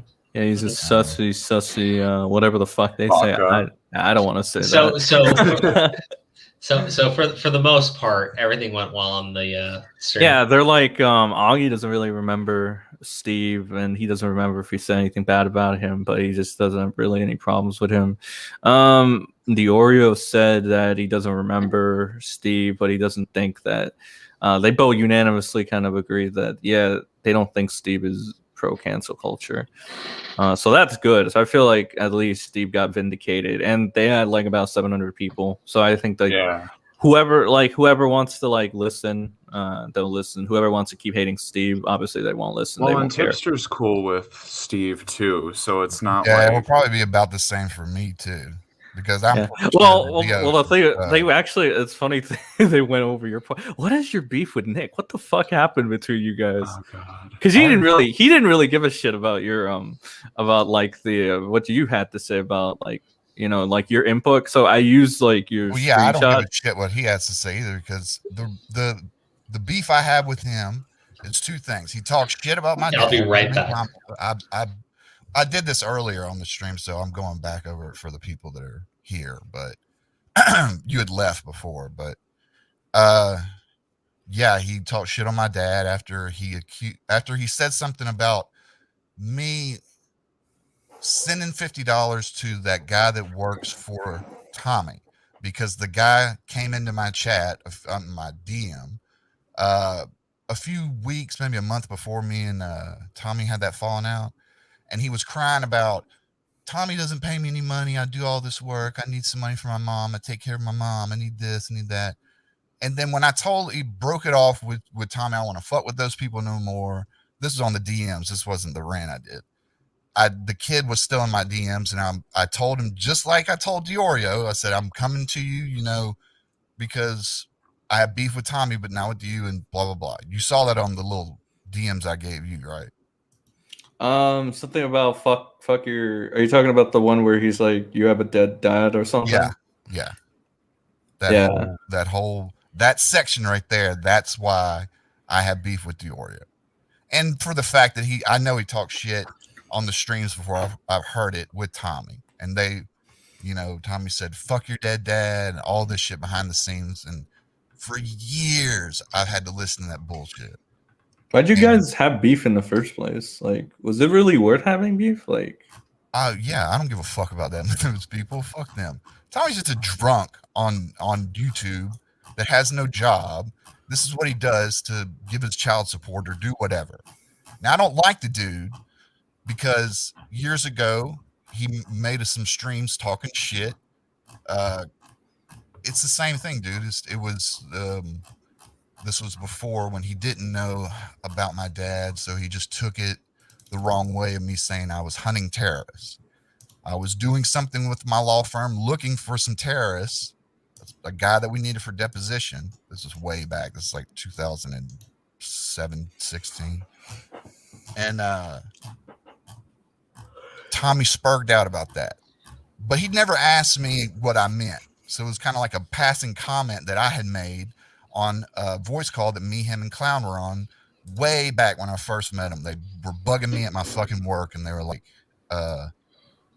talking about the Fiverr Funny Guys thing. This is way back with that PewDiePie thing.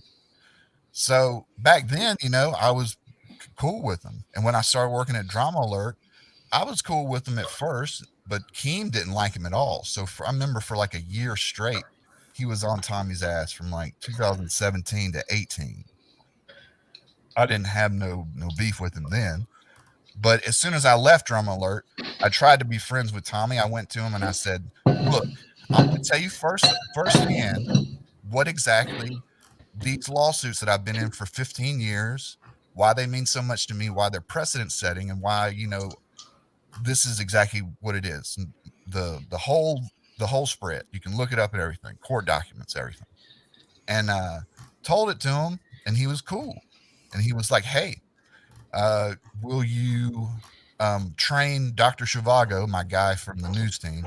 I'll pay you $50 an hour to train him."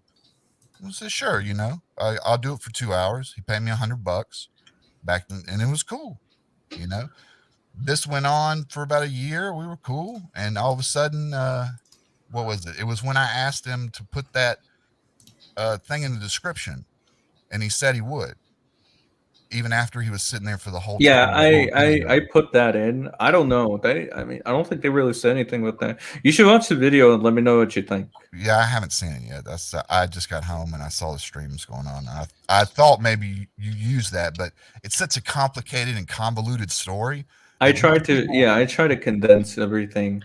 Yeah, it's really hard to be like, this has gone on for years and years, to put it into like 2 minutes. It's one of those things, like if they were in front of me now, I'd still talk shit on them. Fuck them. Because I don't really have anything for them. But I don't really care as much as I did a year ago, because I don't really do YouTube. Yeah, I don't know. I think I made a good point. I just pointed out Tommy has a what do you call it? He has a bad habit of jumping the gun and being like really explosive with shit. That's called an alcohol problem. Maybe. I don't know. Fuck. I don't know what the fuck he looked does. Pretty drunk when he was talking about that shit with Steve. Yeah, that was the that was. He was intoxicated. He was pretty. There's some people that are saying that they think Tommy's on drugs or some shit because he's like looking really high and drinking. That's just. Honestly, I hate to speculate on shit like that. I will say this: dude drinks heavy. Like we've seen him do it on stream before and everything. I don't know if that's necessarily affecting his behavior anyway, because I think when he's sober, he acts this way too. So I think he gets an opinion on somebody and he runs with his gut. He's just he's like a very opinionated person. Yeah, I mean, look what happened with that one girl that he accused of being a false. Emery, I think her name was. See, he did the same shit to me. He was like the stolen he gets valor heated. thing. Yeah, he gets heated and he accused people of being stolen valor because he's sitting there going like, if you were a real soldier, you wouldn't act this way. And that's being an idiot. Okay, like that's just being an idiot.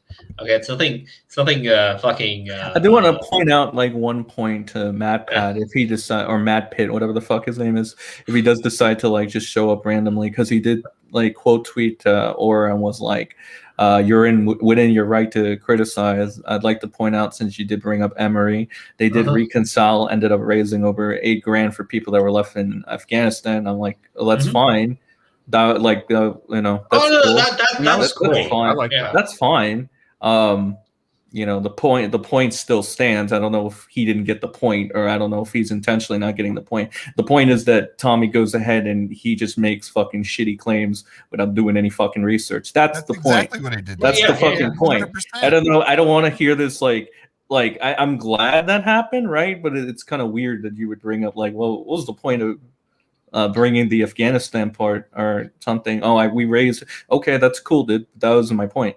So, well, I mean, it's thanks nice for bringing it up. It's interesting. It's nice that they were willing to work together to fix the problem. But your main issue is, one, Tommy really dug himself in deep on that one, so you really didn't have anywhere you could fucking go with it when she's literally showing her fucking ID and uniform. You know, like, you can't get past that, right? But also, like, she's willing to work with Tommy and she's willing to accept it. You know, most, like, you accuse someone of being a fucking stolen valor and they're not, right? They're probably not going to be, like, super charitable towards you, right? So the fact that she's willing to do it is great too. But the point is, he's going off of his fucking gut and he's assuming that that's the truth and just fucking running at people with fucking scissors, right? Like not a fucking care in the fucking world, right? The shit that he did with that girl, and he fought for a while, right? And I could understand listening to the statement she made and going, "Oh, a real soldier would never say that." But, like, dude, come on, like, come on, now what the fuck is wrong with you? But he keeps doing it. The thing is that if there's no learning going on, then you have a real problem. He can be an opinionated guy, but, like, if you're fucking wrong, like you did with that one girl, because he did, like, do a whole stream, taking the L and everything, right? Yeah. But if you're gonna be that hot-headed and run at people that fucking hard, well, then when you're fucking wrong, like, you need to be just as thorough. That video that I gave Sin, where he's sitting there saying, "I'm not wrong. This was my feeling. I felt at the time that you were a soldier. I felt you were doing stolen valor." Didn't ask a question. All he did was take an offhand comment. I have that. I played it. Yeah, but he's like, I didn't do it, but you know, I'll put in the description your thing, but I'm not wrong. I'm not wrong. He didn't want to admit it. I'm like, dude, I got fucking 15 years worth of public court documents that I can put up your ass. Well, I mean, like, you know, beyond that, right? Like, you fucking make these statements towards somebody, and then you can't walk shit like that back, man. Like, you accuse someone of fucking stolen valor. Like, it's not. Again, I think the reason why he does it is because, well, you know, because I was gonna say, like, he said, oh, we have a bunch of people that come in here and they do that and everything. I'm going, like, bro, like, if he's, I've so far heard him accuse you. I've heard him accuse this other girl of stolen valor. And both of you weren't stolen valor, right? So if he's telling me there's a bunch of people like trying to, like, you know, but you know, no, you know what I meant. You know what I meant. Yeah, like, I got what you mean. I just feel like want to make it for the chat. Just want to say it for the chat. Sorry. It is. We're going for almost 3 hours. I am high. I apologize for this thing. I didn't even notice. Yeah.